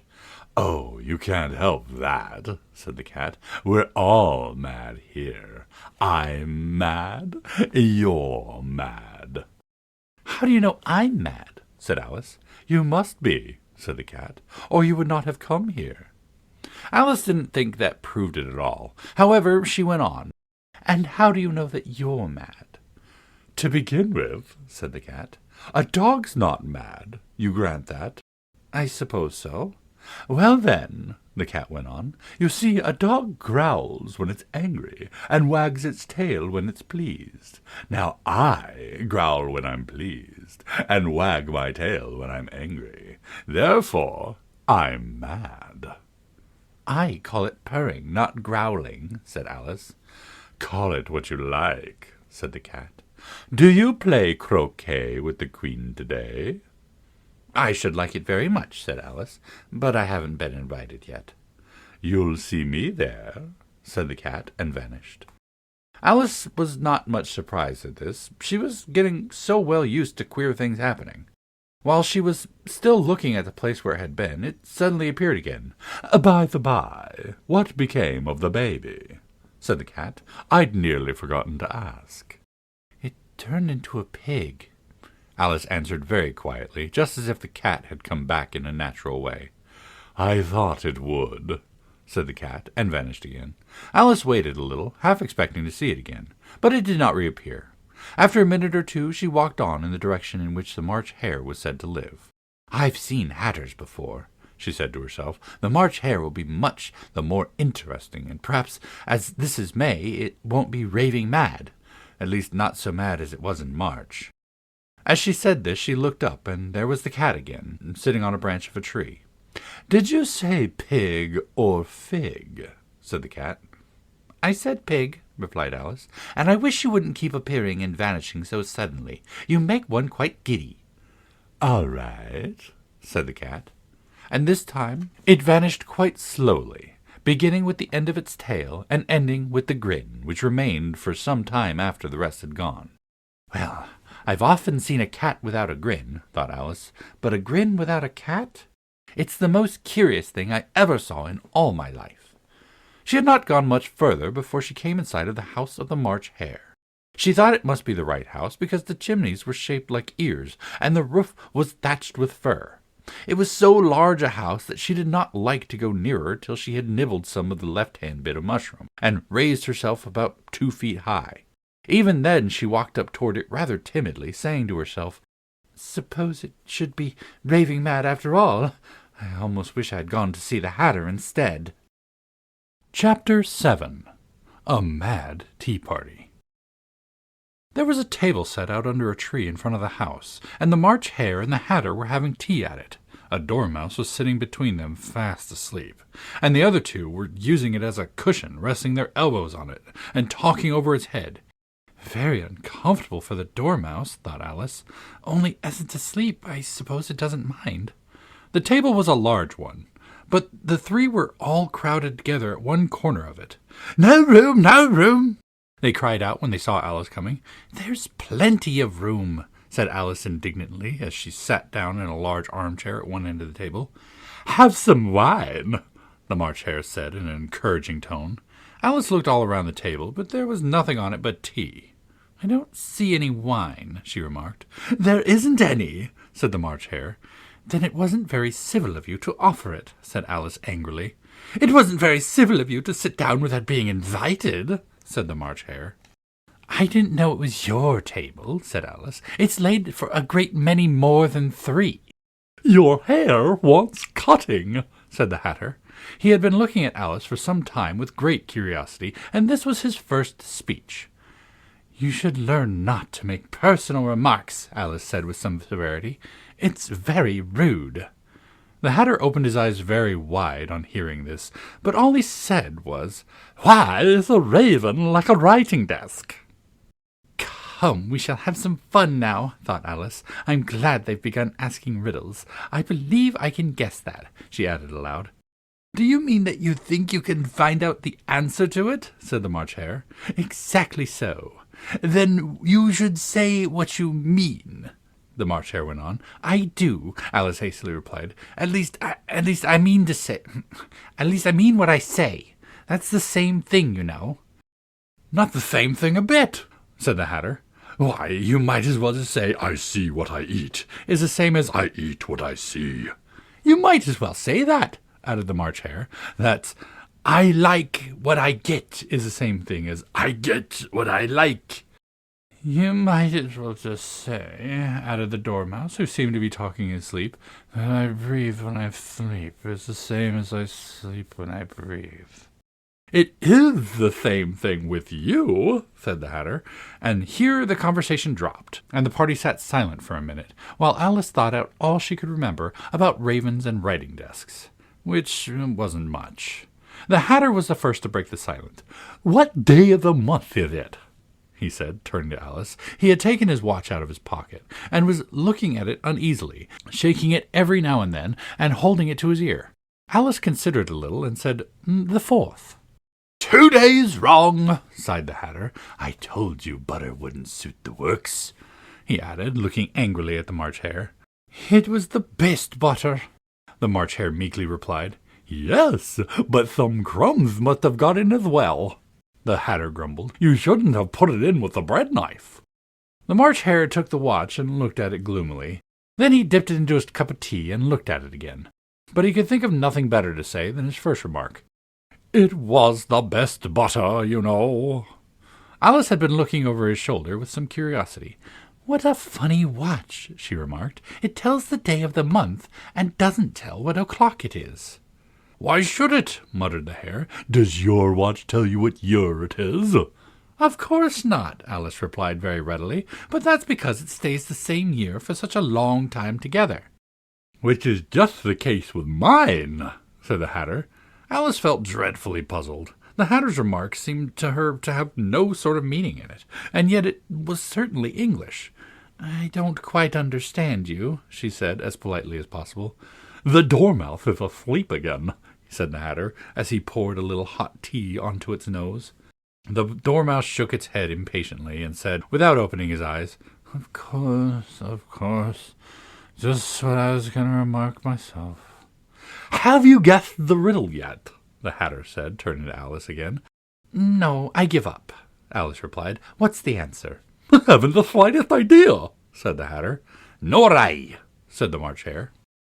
Alice sighed wearily. "I think you might do something better with the time," she said, "than wasting it in asking riddles that have no answer." "If you knew time as well as I do," said the Hatter, "you wouldn't talk about wasting it. It's him."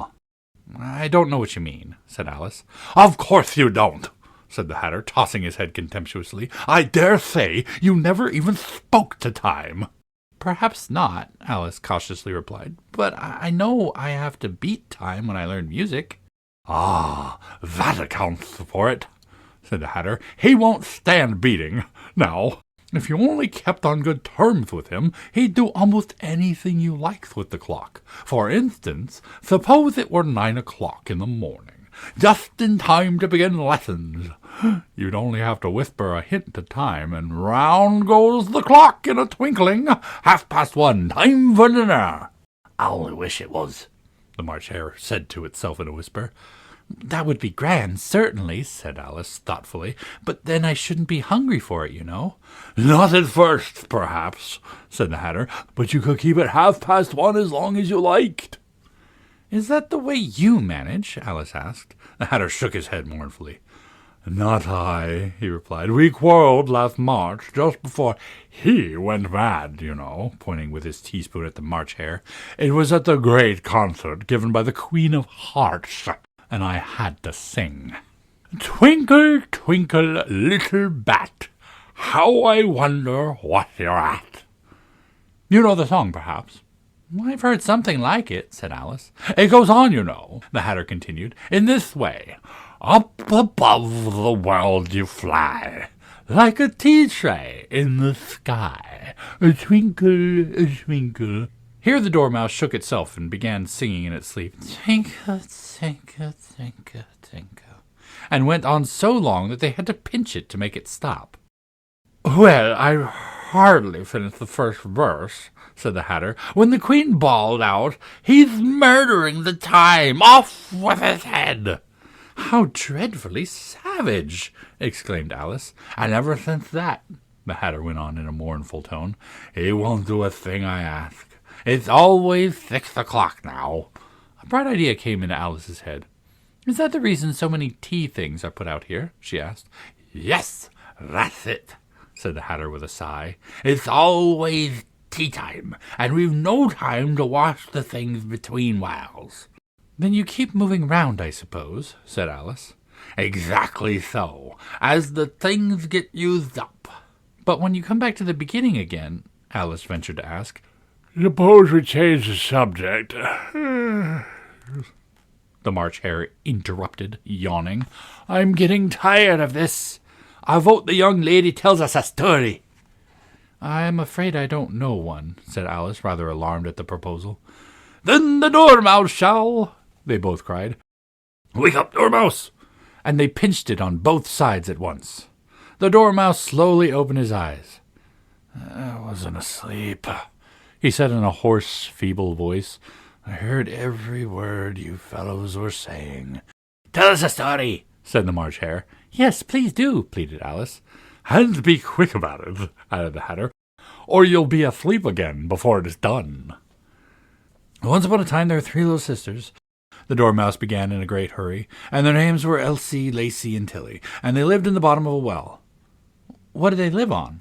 said Alice, who always took great interest in questions of eating and drinking. "They lived on treacle," said the Dormouse, after thinking for a minute or two. "They couldn't have done that, you know," Alice gently remarked. "They'd have been ill." "So they were," said the Dormouse. "Very ill." Alice tried a little to fancy herself what such an extraordinary way of living would be like, but it puzzled her too much, so she went on. But why did they live at the bottom of the well? Take some more tea, the March Hare said to Alice earnestly. I've had nothing yet, Alice replied in an offended tone, so I can't take more. You mean you can't take less, said the Hatter. It's very easy to take more than nothing. Nobody asked your opinion, said Alice. Who's making personal remarks now? The Hatter asked triumphantly. Alice did not quite know what to say to this, so she helped herself to some tea and bread and butter, and then turned to the Dormouse and repeated her question. Why did they live at the bottom of the well? The Dormouse again took a minute or two to think about it, and then said, There's a treacle well. There's no such thing. Alice was beginning very angrily, but the Hatter and the March Hare went, Shh, and the Dormouse sulkily remarked, If you can't be civil, you'd better finish the story for yourself.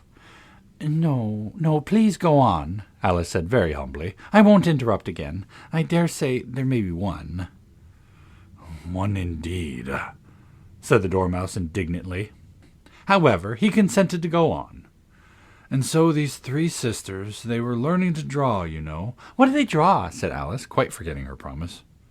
Treacle, said the Dormouse, without considering at all this time. I want a clean cup, interrupted the Hatter. Let's all move one place on. He moved on as he spoke, and the Dormouse followed him. The March Hare moved into the Dormouse's place, and Alice rather unwillingly took the place of the March Hare.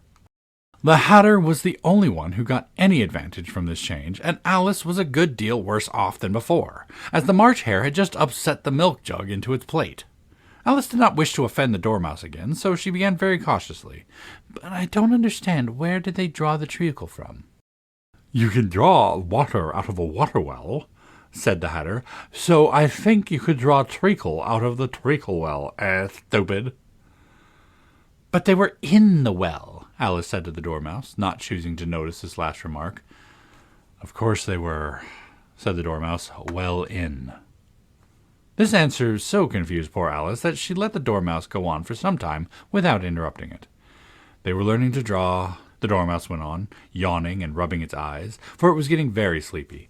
And they drew all manner of things, everything that begins with an M. Why with an M? Said Alice. Why not? Said the March Hare. Alice was silent. The Dormouse had closed its eyes by this time and was going off into a doze, but on being pinched by the Hatter it woke up again with a little shriek and went on, That begins with an M, such as mousetraps and the moon and memory and muchness. You know, you say things are much and muchness. Did you ever see a thing as a drawing of muchness? Really, now you ask me, said Alice, very much confused. I don't think... Then you shouldn't talk, said the Hatter. This piece of rudeness was more than Alice could bear. She got up in great disgust and walked off. The Dormouse fell asleep instantly, and neither of the others took the least notice of her going, though she looked back once or twice, half hoping that they would call after her. The last time she saw them, they were trying to put the Dormouse into a teapot. At any rate, I'll never go there again, said Alice as she picked her way through the wood.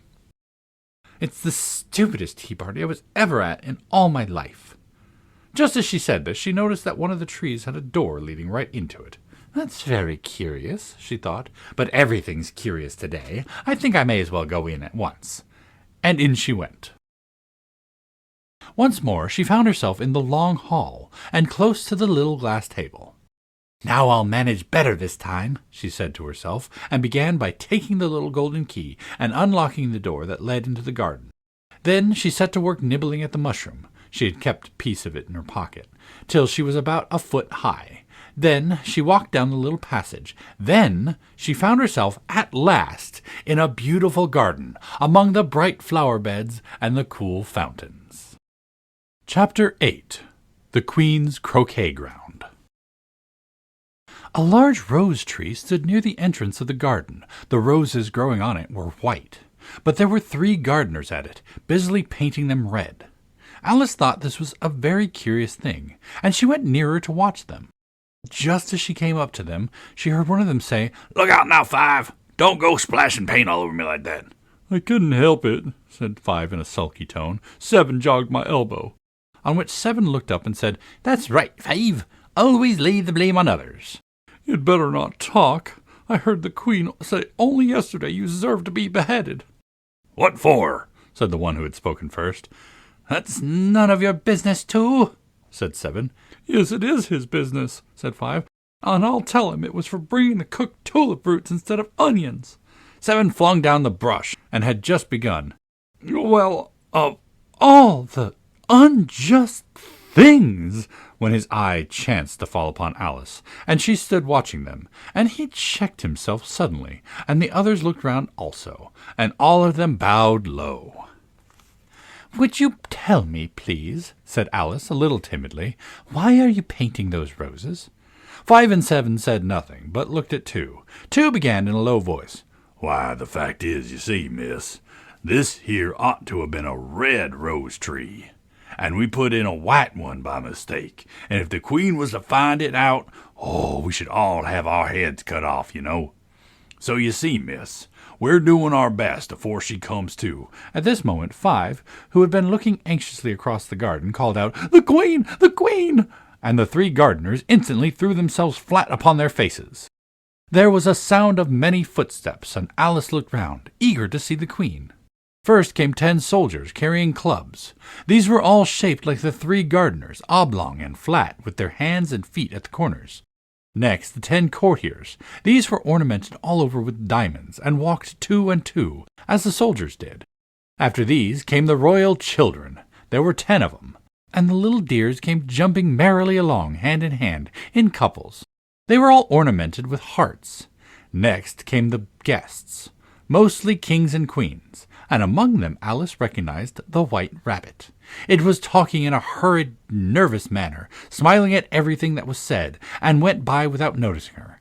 Then followed the Knave of Hearts, carrying the king's crown on a crimson velvet cushion.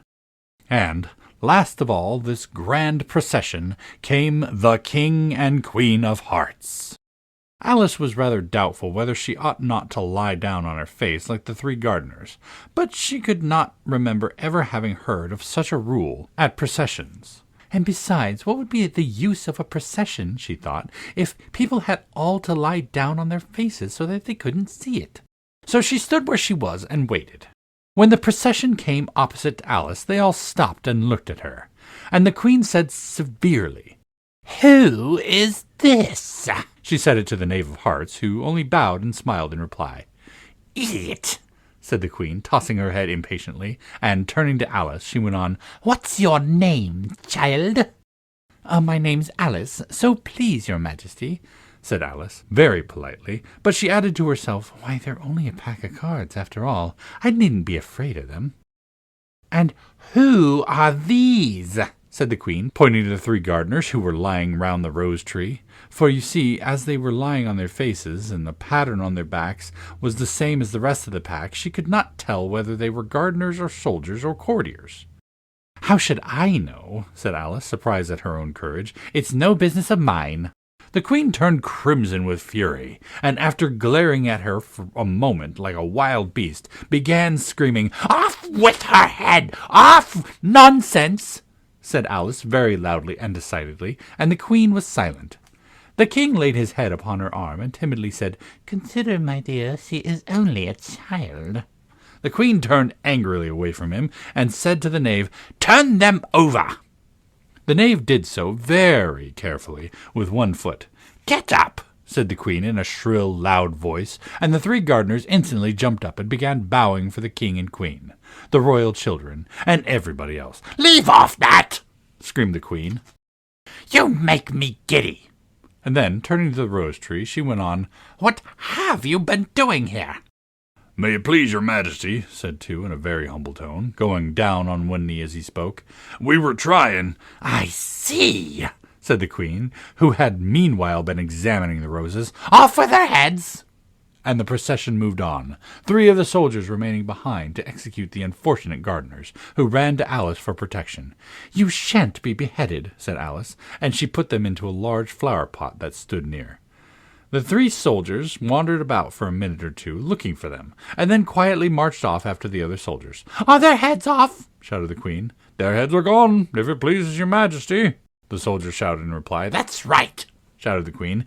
"Can you play croquet?"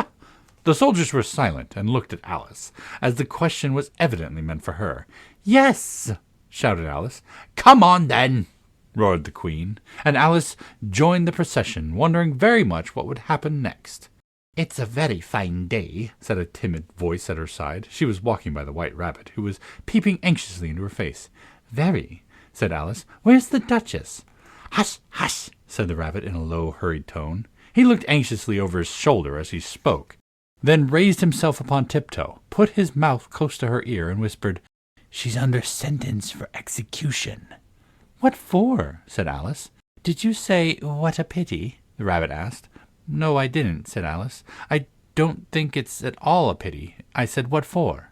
"She boxed the Queen's ears," the Rabbit began. Alice gave a little scream of laughter. "Oh, hush!" the Rabbit whispered in a frightened tone. "The Queen will hear you. You see, she came rather late, and the Queen said—" "Get to your places!" shouted the Queen in a voice of thunder, and people began running about in all directions, tumbling up against each other. However, they got settled down in a minute or two, and the game began. Alice thought she had never seen such a curious croquet ground in her life. It was all ridges and furrows. The croquet balls were live hedgehogs, and the mallets live flamingos, and the soldiers had to double themselves up to stand on their heads and feet to make the arches. The chief difficulty Alice found at first was in managing her flamingo.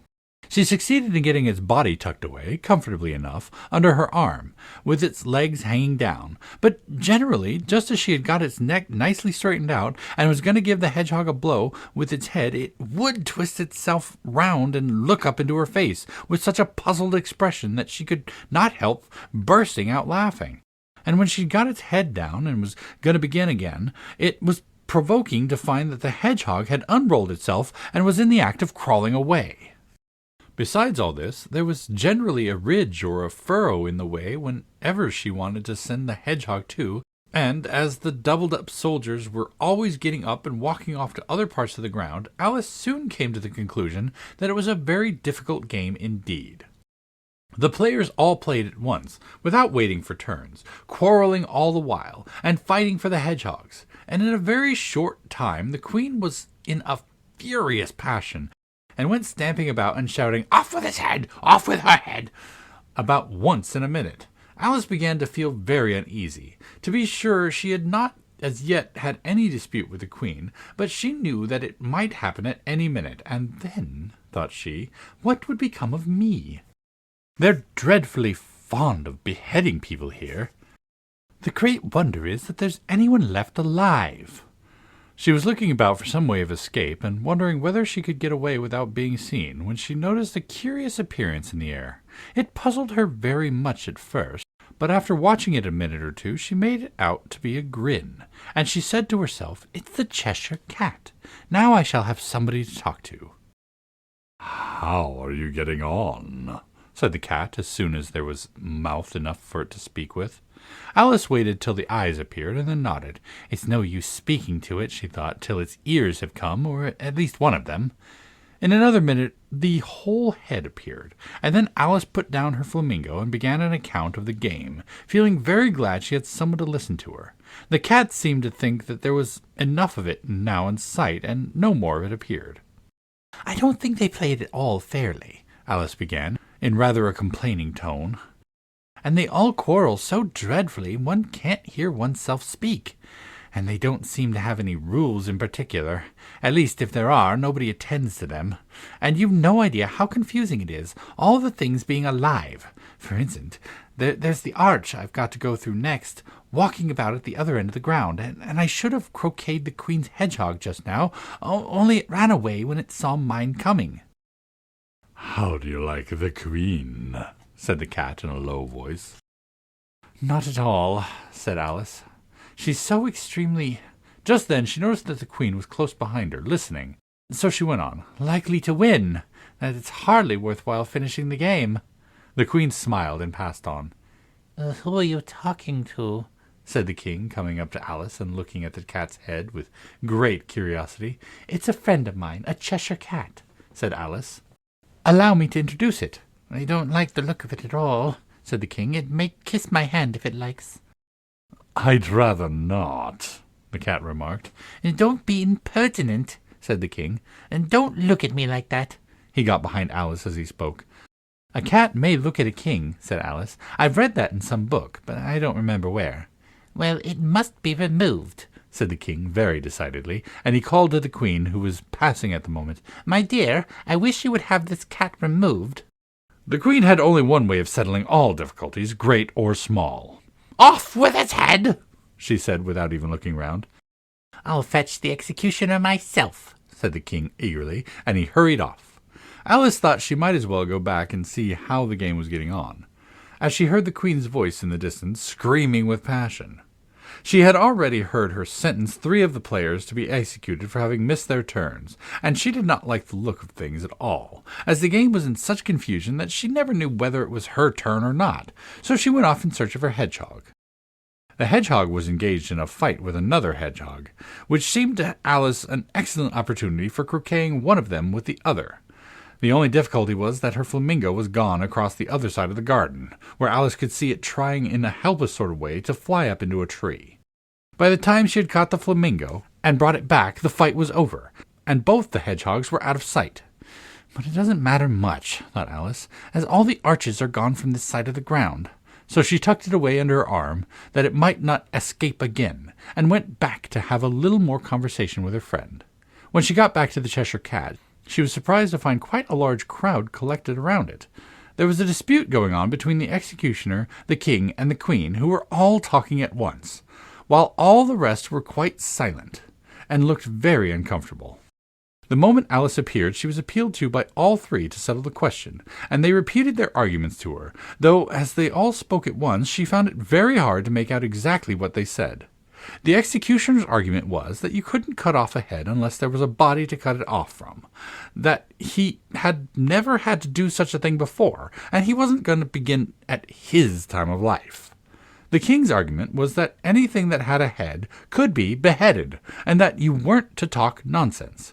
The queen's argument was that if something wasn't done about it in less than no time, she'd have everybody executed, all around. It was this last remark that had made the whole party look so grave and anxious. Alice could think of nothing else to say but, "It belongs to the Duchess. You had better ask her about it." "She's in prison," the queen said to the executioner. "Fetch her here." And the executioner went off like an arrow. The cat's head began fading away the moment he was gone, and by the time he had come back with the Duchess, it had entirely disappeared. So the king and the executioner ran wildly up and down looking for it, while the rest of the party went back to the game. Chapter 9. The Mock Turtle's Story. "You can't think how glad I am to see you again, you dear old thing," said the Duchess as she tucked her arm affectionately into Alice's, and they walked off together. Alice was very glad to find her in such a pleasant temper, and thought to herself that perhaps it was only the pepper that had made her so savage when they met in the kitchen. "When I'm Duchess," she said to herself, not in a very hopeful tone, though, "I won't have any pepper in the kitchen at all. Soup does very well without it. Maybe it's always pepper that makes people hot-tempered." She went on, very much pleased at having found out a new kind of rule. "And vinegar, that makes them sour, and chamomile, that makes them bitter, and barley sugar, and such things that make children sweet-tempered. I only wish people knew that. Then they wouldn't be so stingy about it, you know." She had quite forgotten the Duchess by this time, and was a little startled when she heard her voice close to her ear.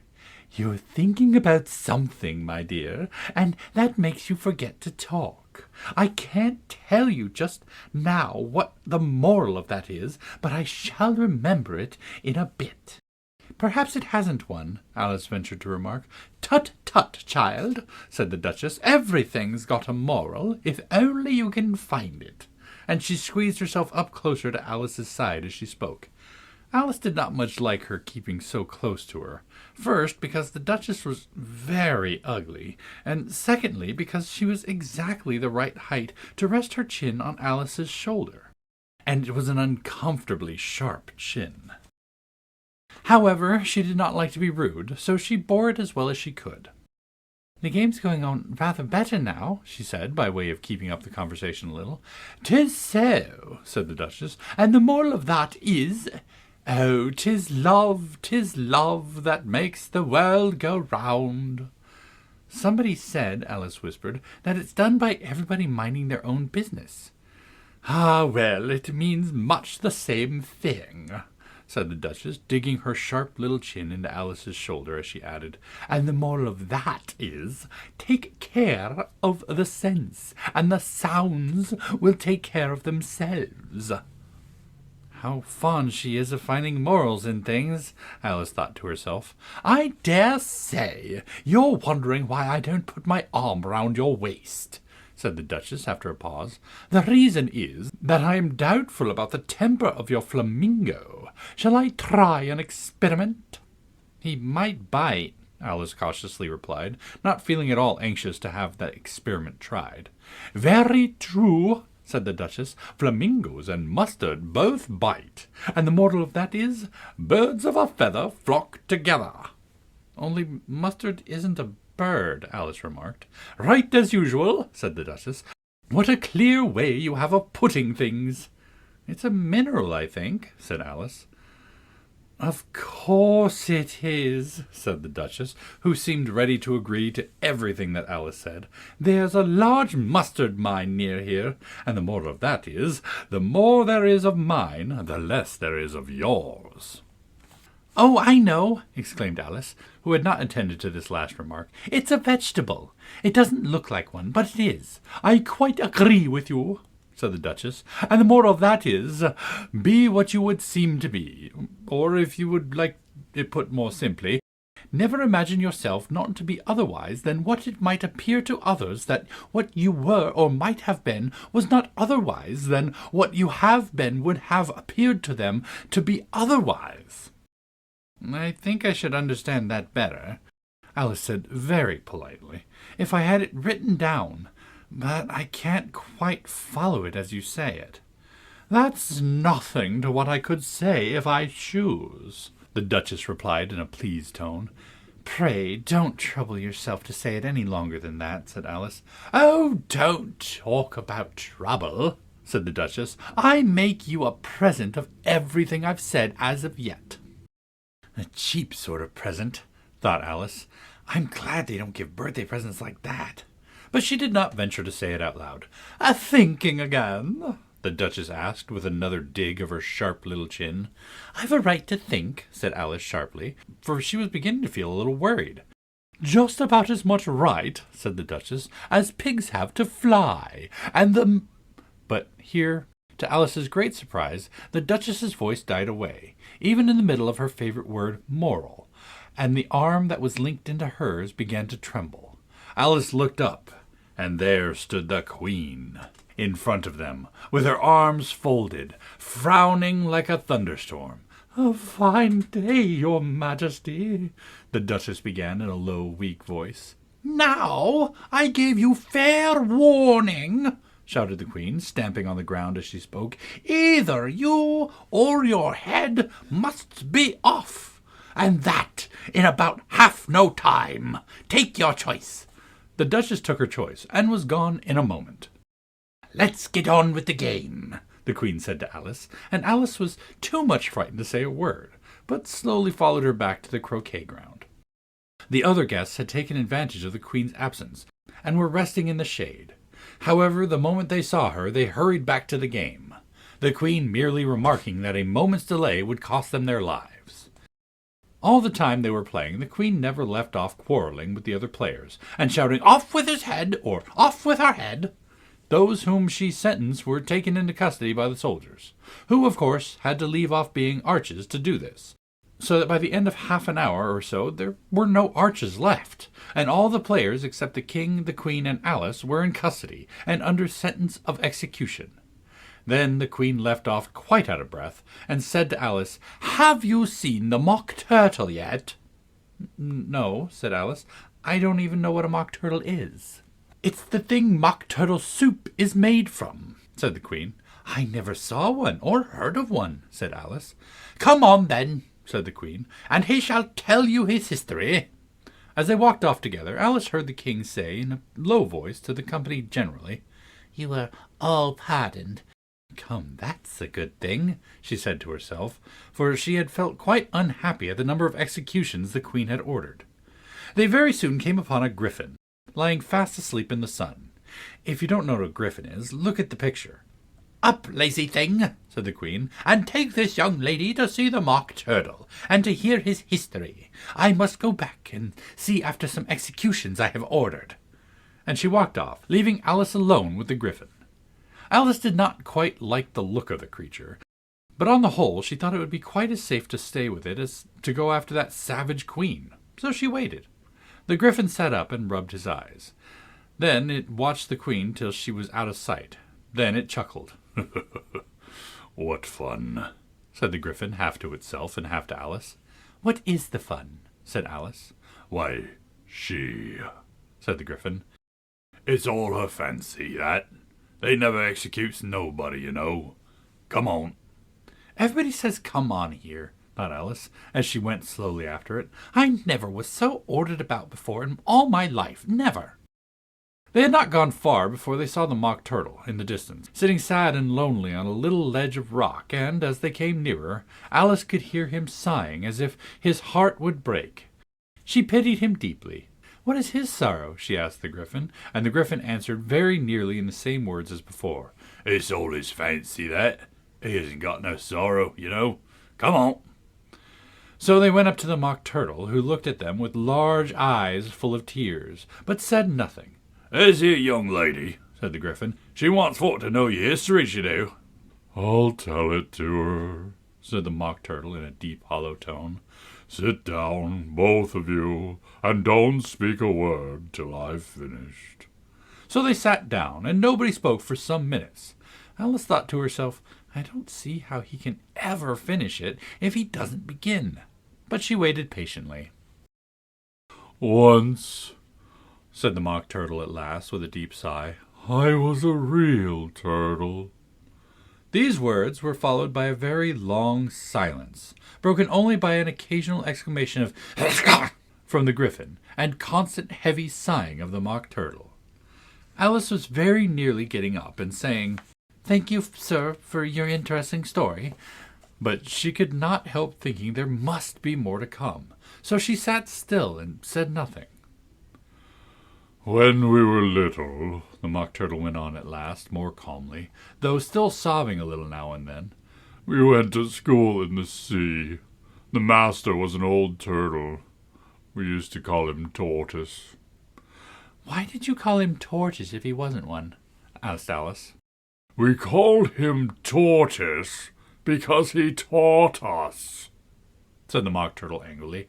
Really, you are very dull. You ought to be ashamed of yourself for asking such a simple question, added the griffin, and then they both sat silent and looked at poor Alice, who felt ready to sink into the earth. At last the griffin said to the mock turtle, Oh, drive on, old fella. Don't be all day about it. And he went on in these words. Yes, we went to school in the sea, though you mayn't believe it. I never said I didn't, interrupted Alice. You did, said the mock turtle. Hold your tongue, added the griffin before Alice would speak again. The mock turtle went on. We had the best of educations. In fact, we went to school every day. I've been to a day school, too, said Alice. You needn't be so proud as all that. With extras? Asked the mock turtle a little anxiously. Yes, said Alice. We learned French and music. And washing? Said the mock turtle. Certainly not, Alice said indignantly. Ah, then yours wasn't a really good school, said the mock turtle in a tone of great relief. Now at ours we had, at the end of the bill, French, music, and washing. Extra. You couldn't have wanted it much, said Alice, living at the bottom of the sea. I couldn't afford to learn it, said the mock turtle with a sigh. I only took the regular course. What was that? Inquired Alice. Reeling and writhing, of course, to begin with, the mock turtle replied, and then the different branches of arithmetic, ambition, distraction, uglification, and derision. I have never heard of uglification, Alice ventured to say. What is it? The Gryphon lifted up both his paws in surprise. Never heard of uglifying? It explained. You know what to beautify is, I suppose. Yes, said Alice doubtfully. It means to make anything prettier. Well then, if you don't know what to uglify is, you are a simpleton. Alice did not feel encouraged to ask any more questions about it, so she turned to the Mock Turtle and said, "What else had you to learn?" Well, there was mystery, the Mock Turtle replied, counting off the subjects on his flippers. Mystery, ancient and modern, and seography, and drawing. The drawing master was an old conger eel that used to come once a week. He taught us drawing, stretching, and fainting in coils. "What was that like?" asked Alice. Well, I can't show it to you myself, the Mock Turtle said. I'm too stiff. And the Gryphon never learned it. Hadn't time, said the Gryphon. I went to the classical master, though. He was an old crab, he was. I never went to him, the Mock Turtle said with a sigh. He taught laughing and grief, they used to say.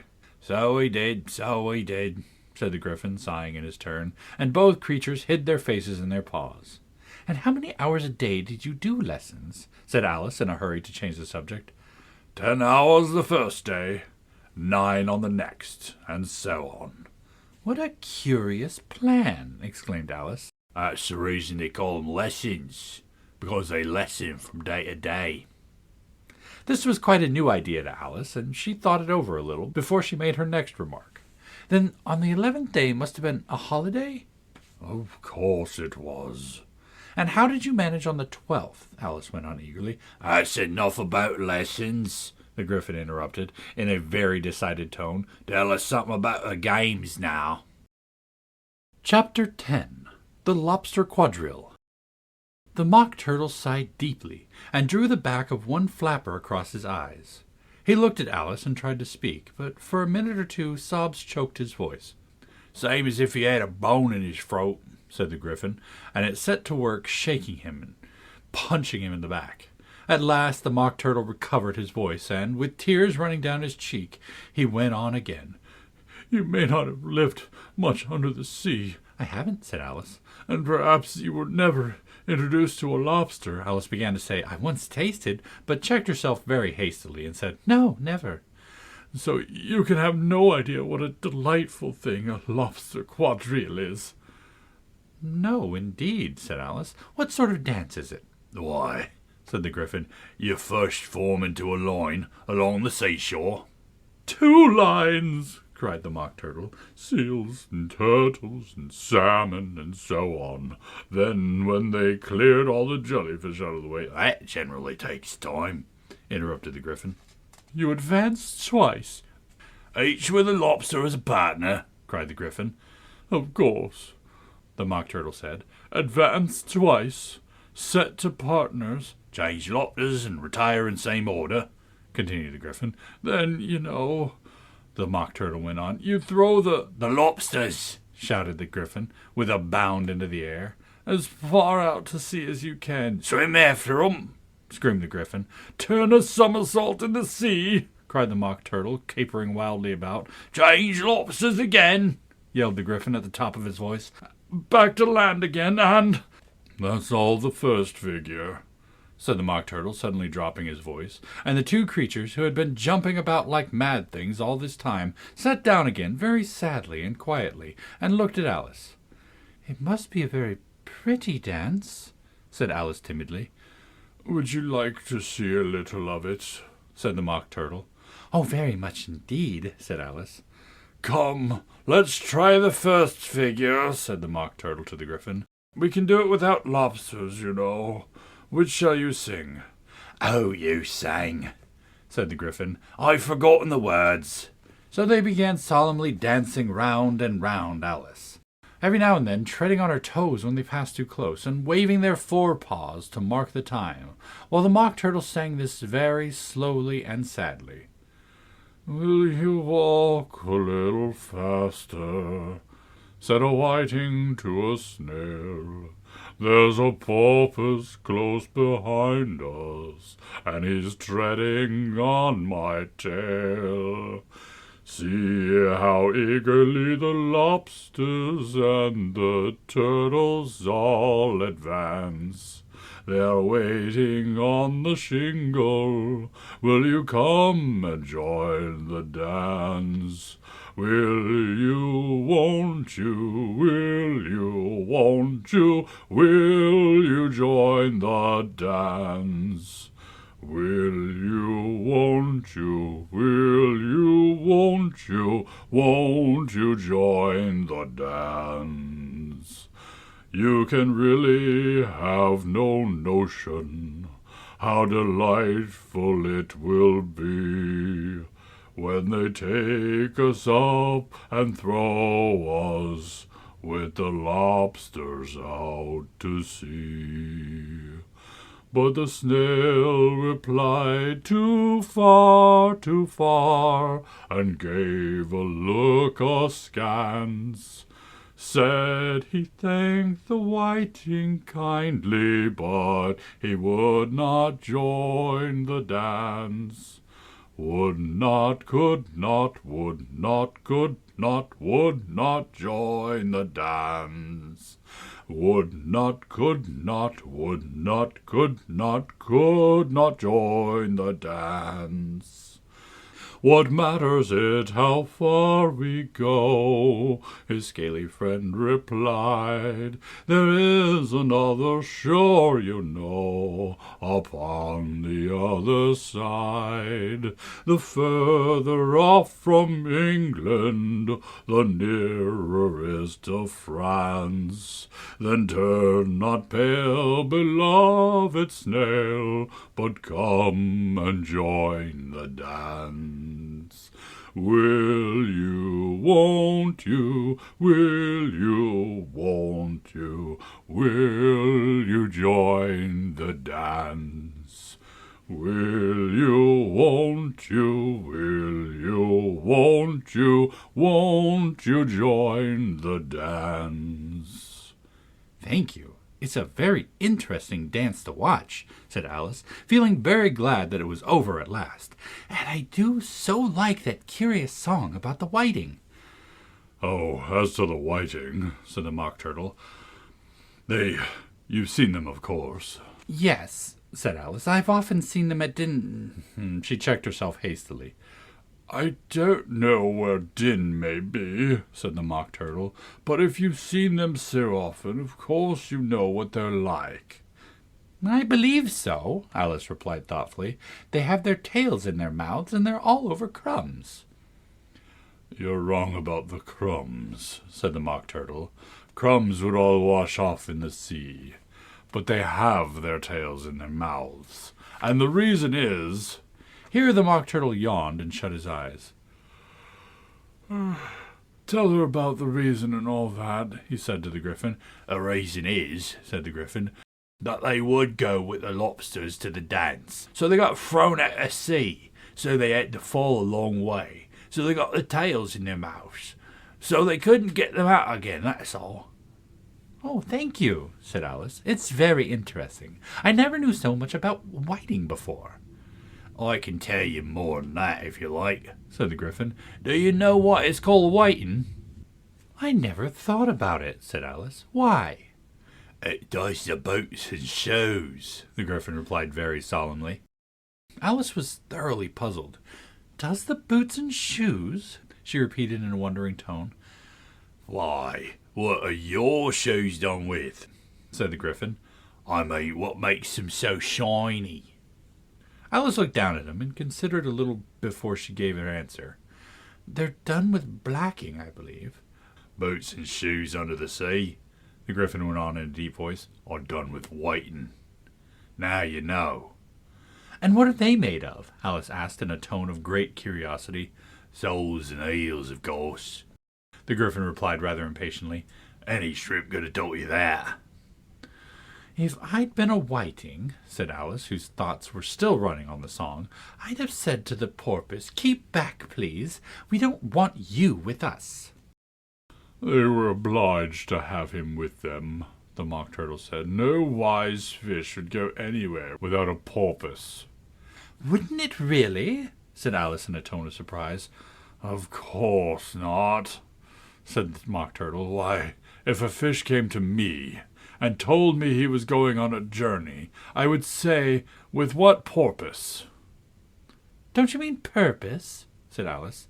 I mean what I say, the Mock Turtle replied in an offended tone, and the Gryphon added, Let's hear some of your adventures. I could tell you my adventures, beginning from this morning, said Alice a little timidly, but it's no use going back to yesterday, because I was a different person then. Explain all that, said the Mock Turtle. No, the adventures first, said the Gryphon in an impatient tone. Explanations take such a dreadful time. So Alice began telling them her adventures from the time when she first saw the White Rabbit. She was a little nervous about it just at first. The two creatures got so close to her, one on each side, and opened their eyes and mouths so very wide. But she gained courage as she went on. Her listeners were perfectly quiet till she got to the part about her repeating, "You are old Father William," to the caterpillar, and the words all coming different. And then the Mock Turtle drew a long breath and said, "That's very curious." "It's about as curious as it can be," said the Gryphon. "It all came different," the Mock Turtle repeated thoughtfully. "I should like to hear her try and repeat something now. Tell her to begin." He looked at the Gryphon as if he thought it had some kind of authority over Alice. "Stand up and repeat, 'tis the voice of the sluggard,'" said the Gryphon. How the creatures order one about and make one repeat lessons, thought Alice. I might just as well be at school once more. However, she got up and began to repeat it, but her head was so full of the lobster quadrille that she hardly knew what she was saying, and the words came very queer indeed. "'Tis the voice of the lobster, I heard him declare, you have baked me too brown, I must sugar my hair. As a duck with its eyelids, so he with his nose trims his belt and his buttons, and turns out his toes." "That's different from what I used to say when I was a child," said the Gryphon. "Well, I've never heard it before," said the Mock Turtle, "but it sounds uncommon nonsense." Alice said nothing, but she had sat down again with her face in her hands, wondering if anything would ever happen in a natural way again. "I should like to have it explained," said the Mock Turtle. "She can explain it," said the Gryphon hastily. "Go on with the next verse." "But about his toes," the Mock Turtle persisted. "How could he turn them out with his nose, you know?" "It's the first position in dancing," Alice said, but she was dreadfully puzzled and longed to change the subject.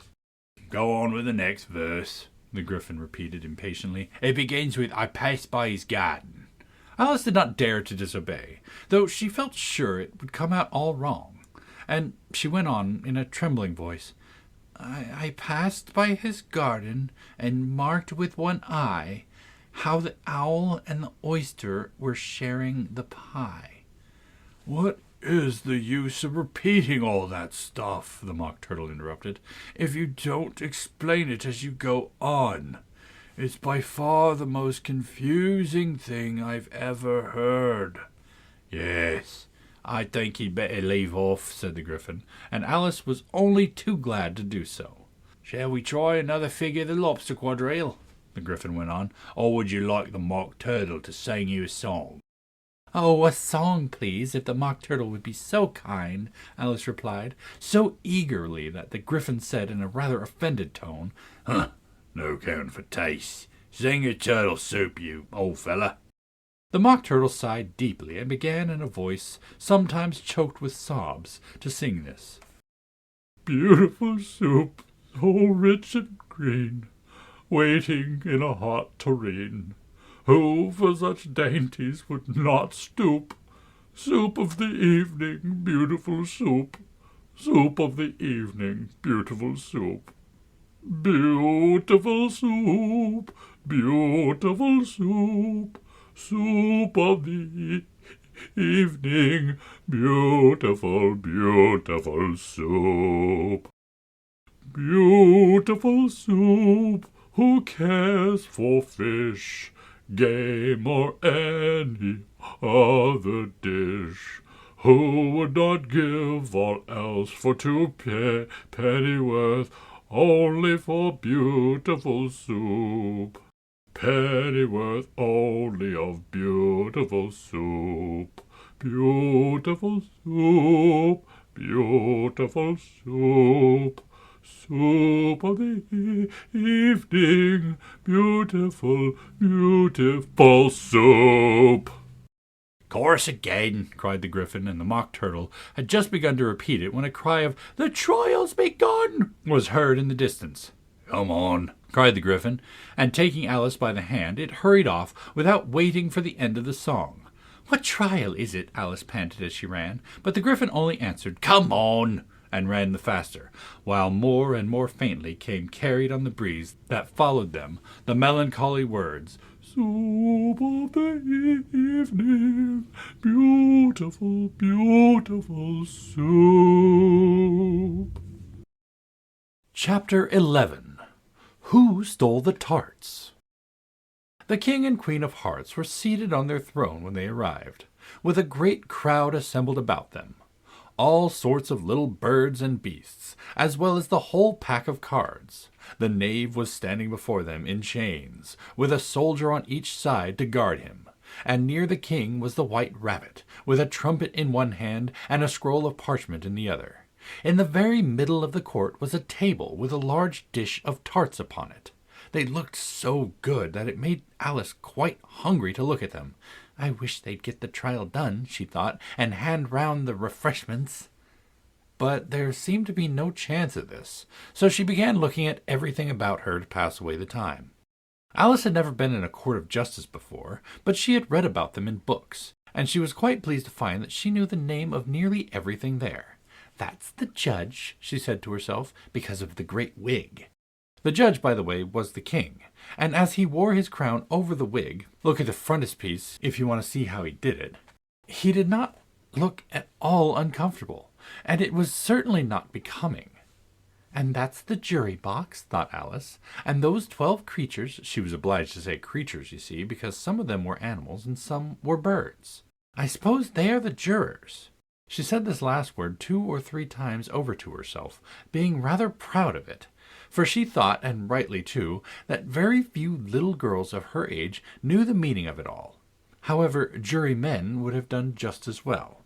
The 12 jurors were all writing very busily on slates. "What are they doing?" Alice whispered to the Gryphon. "They can't have anything to put down yet, before the trial's done."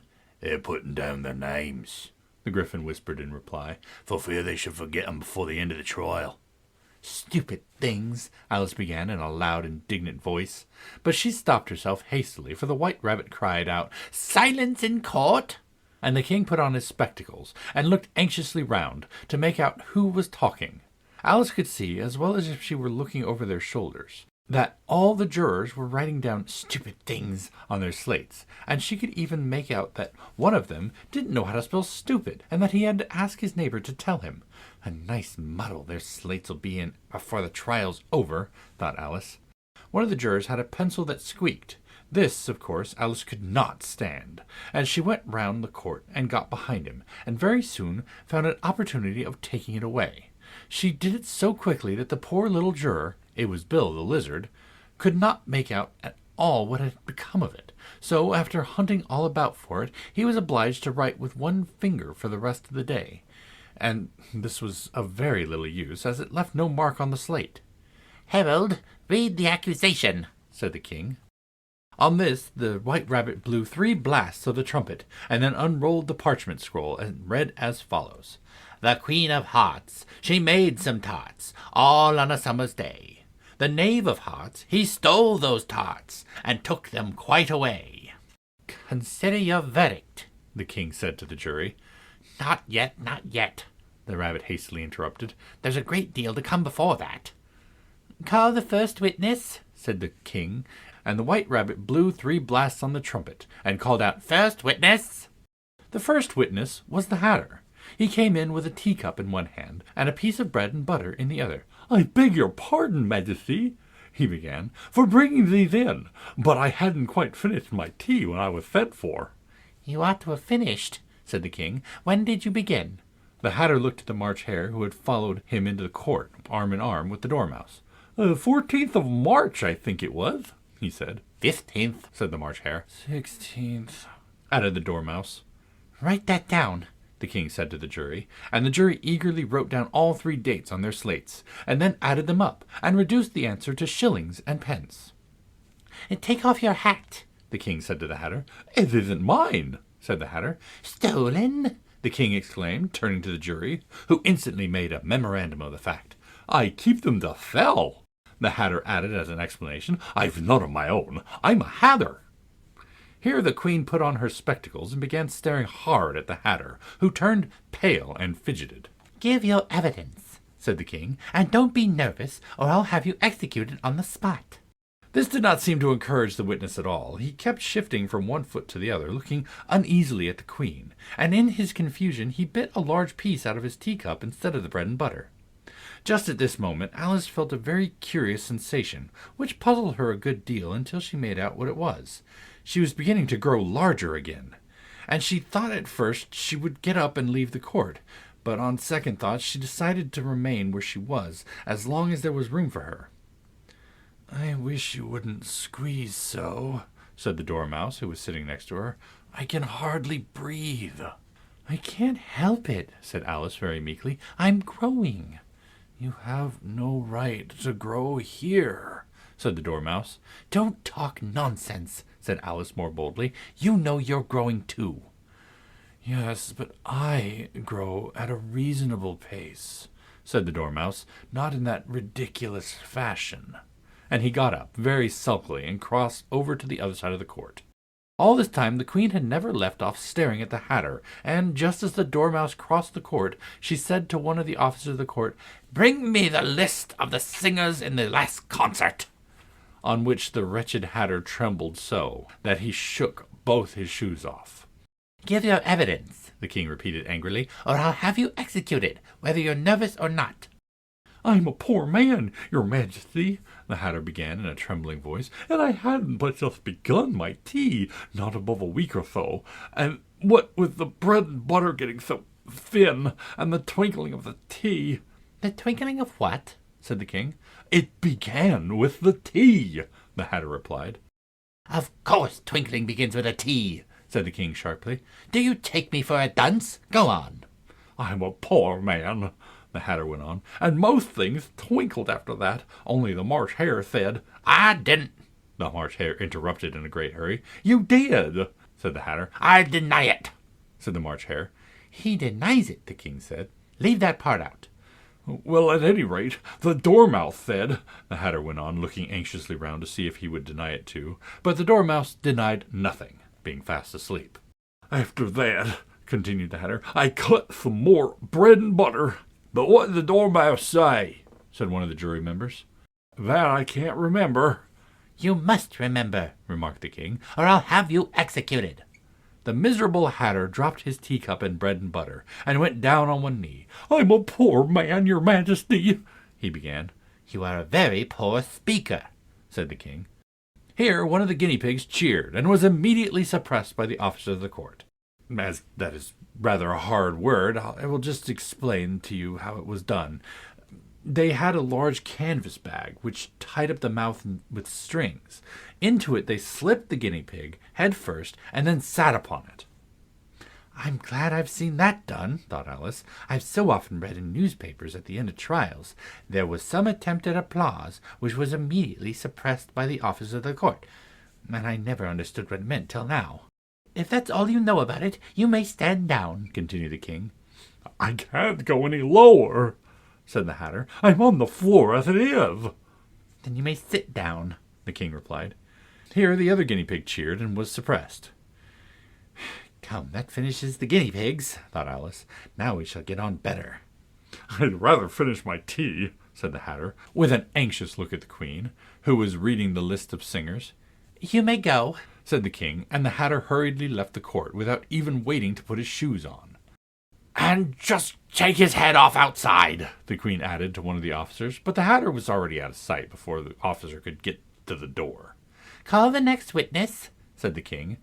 The next witness was the duchess's cook, She carried the pepper box in her hand, and Alice guessed who it was, even before she had gotten into the court, by the way the people near the door began sneezing all at once. "Give your evidence," said the king. "Shan't," said the cook. The king looked anxiously at the White Rabbit, who said in a low voice, "Your Majesty must cross-examine this witness." "Well, if I must, I must," the king said with a melancholy air, and, after folding his arms and frowning at the cook till his eyes were nearly out of sight, he said in a deep voice, "What are tarts made of?" "Pepper, mostly," said the cook. "Treacle," said a sleepy voice behind her. "Collar the dormouse!" the queen shrieked. "Behead that dormouse! Turn that dormouse out of the court! Suppress him! Pinch him! Off with his whiskers!" For some minutes the whole court was in confusion getting the dormouse turned out, and by the time they had settled down again, the cook had disappeared. "Never mind," said the king with an air of great relief. "Call the next witness." And he added in an undertone to the queen, "Really, my dear, you must cross-examine the next witness. It makes my forehead ache." Alice watched the White Rabbit as he fumbled over the list, feeling very curious to see what the next witness would be like. "For they haven't got much evidence yet," she said to herself. Imagine her surprise when the White Rabbit read out at the top of his shrill little voice the name Alice. Chapter 12. Alice's Evidence. "Here!" Alice cried, quite forgetting in the flurry of the moment how large she had grown in the last few minutes, and she jumped up in such a hurry that she tipped over the jury box with the edge of her skirt, upsetting all the jurymen onto the heads of the crowd below. And there they lay, sprawling about, reminding her very much of a globe of goldfish she had accidentally upset the week before. "Oh, I beg your pardon," she exclaimed in a tone of great dismay, and began picking them up again as quickly as she could. For the accident of the goldfish kept running in her head, and she had a vague sort of idea that they must be collected at once and put back in the jury box, or they would die. "The trial cannot proceed," said the king in a very grave voice, "until all the jurymen are back in their proper places. All," he repeated with great emphasis, looking hard at Alice as he said so. Alice looked at the jury box and saw that in her haste she had put the lizard in head downward, and the poor little thing was waving its tail about in a melancholy way, being quite unable to move. She soon got it out again and put it right. "Not that it signifies much," she said to herself. "I should think it would be quite as much use in the trial one way up as the other." As soon as the jury had a little recovered from the shock of being upset, and their slates and pencils had been found and handed back to them, they set to work very diligently to write out a history of the accident, all except the lizard, who seemed too much overcome to do anything but sit with his mouth wide open, gazing up into the roof of the court. "What do you know about this business?" the king said to Alice. "Nothing," said Alice.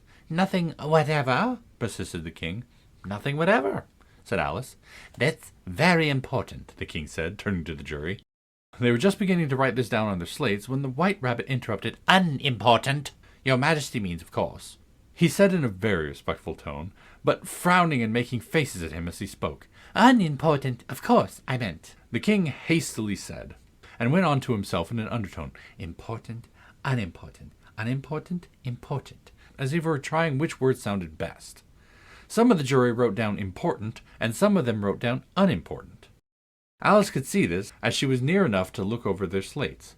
But it doesn't matter a bit, she thought to herself. At this moment, the king, who had been for some time busily writing in his notebook, called out, "Silence!"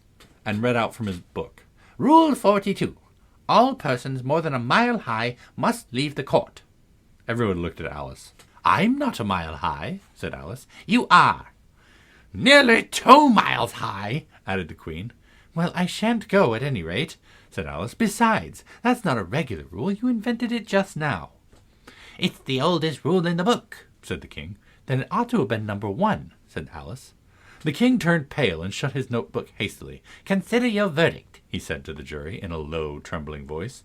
"There's more evidence to come yet, please your Majesty," said the White Rabbit, jumping up in a great hurry. "This paper has just been picked up." "What's in it?" said the queen. "I haven't opened it yet," said the White Rabbit, "but it seems to be a letter written by the prisoner to somebody." It must have been that," said the king, "unless it was written to nobody. which isn't usual, you know. "Who's it directed to?" said one of the jurymen. It isn't directed at all, said the White Rabbit. In fact, there's nothing written on the outside. He unfolded the paper as he spoke, and added, "It isn't a letter after all. It's a set of verses." "And they're in the prisoner's handwriting?" asked another of the jurymen. "No, they're not," said the White Rabbit. "and that's the queerest thing about it." The jury all looked puzzled. "He must have imitated somebody else's hand," said the king. The jury all brightened up again. "Oh, please, your majesty," said the knave, "I didn't write it.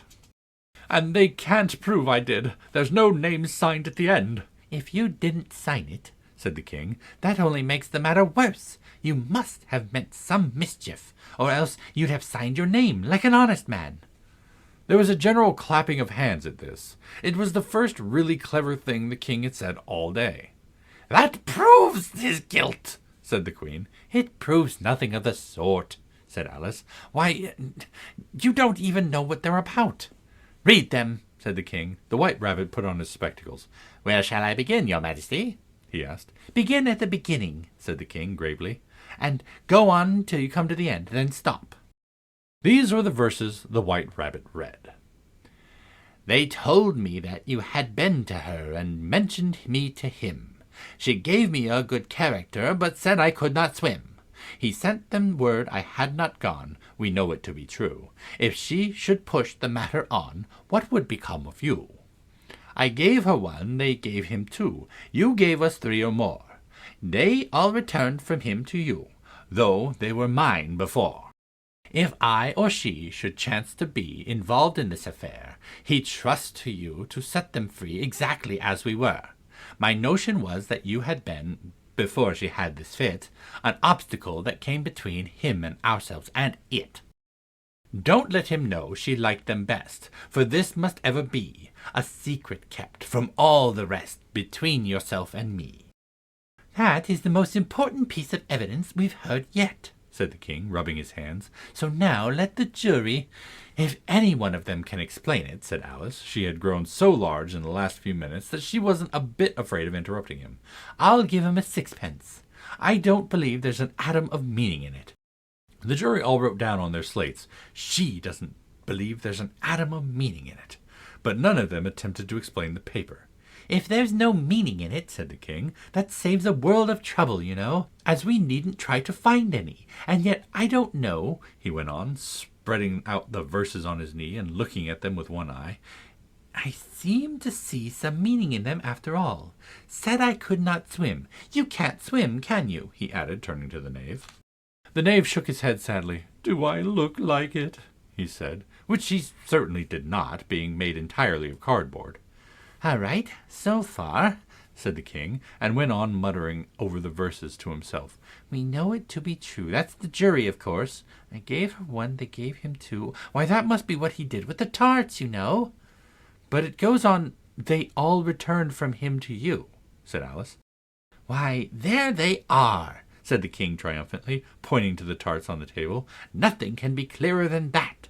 Then again, before she had this fit, you never had fits, my dear, I think," he said to the queen. "Never!" said the queen furiously, throwing an inkstand at the lizard as she spoke. The unfortunate little Bill had left off writing on his slate with one finger, as he found it made no mark, but now he hastily began again, using the ink that was trickling down his face, as long as it lasted. "The words don't fit you," said the king, looking round the court with a smile. There was a dead silence. "It's a pun," the king added in an angry tone, and everybody laughed. "Let the jury consider their verdict," the king said, for about the 20th time that day. "No, no, sentence first, verdict afterwards." "Stuff and nonsense," said Alice loudly. "The idea of having the sentence first." "Hold your tongue," said the queen, turning purple. "I won't," said Alice. "Off with her head," the queen shouted at the top of her voice. Nobody moved. "Who cares for you?" said Alice. She had grown back to her full size by this time. "You're nothing but a pack of cards."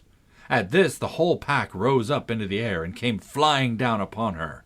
She gave a little scream, half out of fright and half of anger, and tried to beat them off, and found herself lying on the bank with her head in the lap of her sister.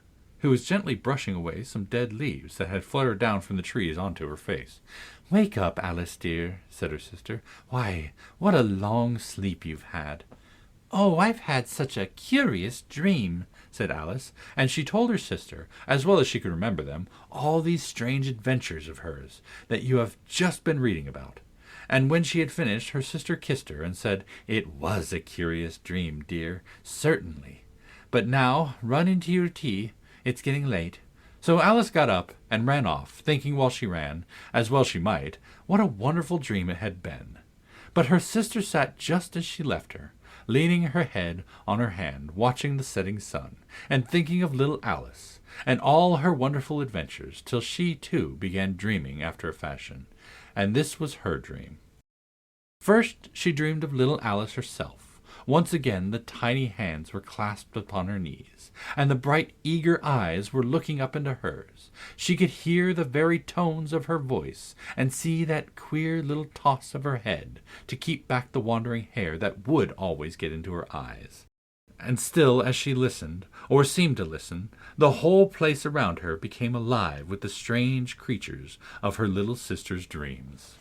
The long grass rustled at her feet as the white rabbit hurried by. The frightened mouse splashed his way through the neighboring pool. She could hear the rattle of the teacups as the March Hare and his friends shared their never-ending meal, and the shrill voice of the Queen ordering off her unfortunate guests to execution.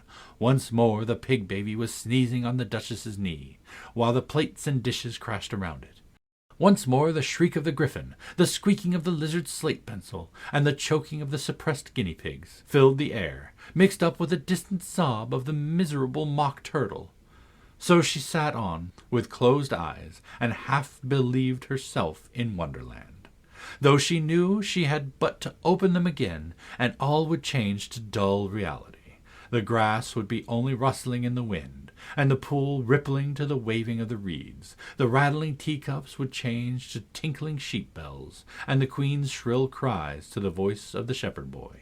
And the sneeze of the baby, the shriek of the griffin, and all the other queer noises would change, she knew, to the confused clamor of the busy farmyard, while the lowing of the cattle in the distance would take the place of the mock turtle's heavy sobs.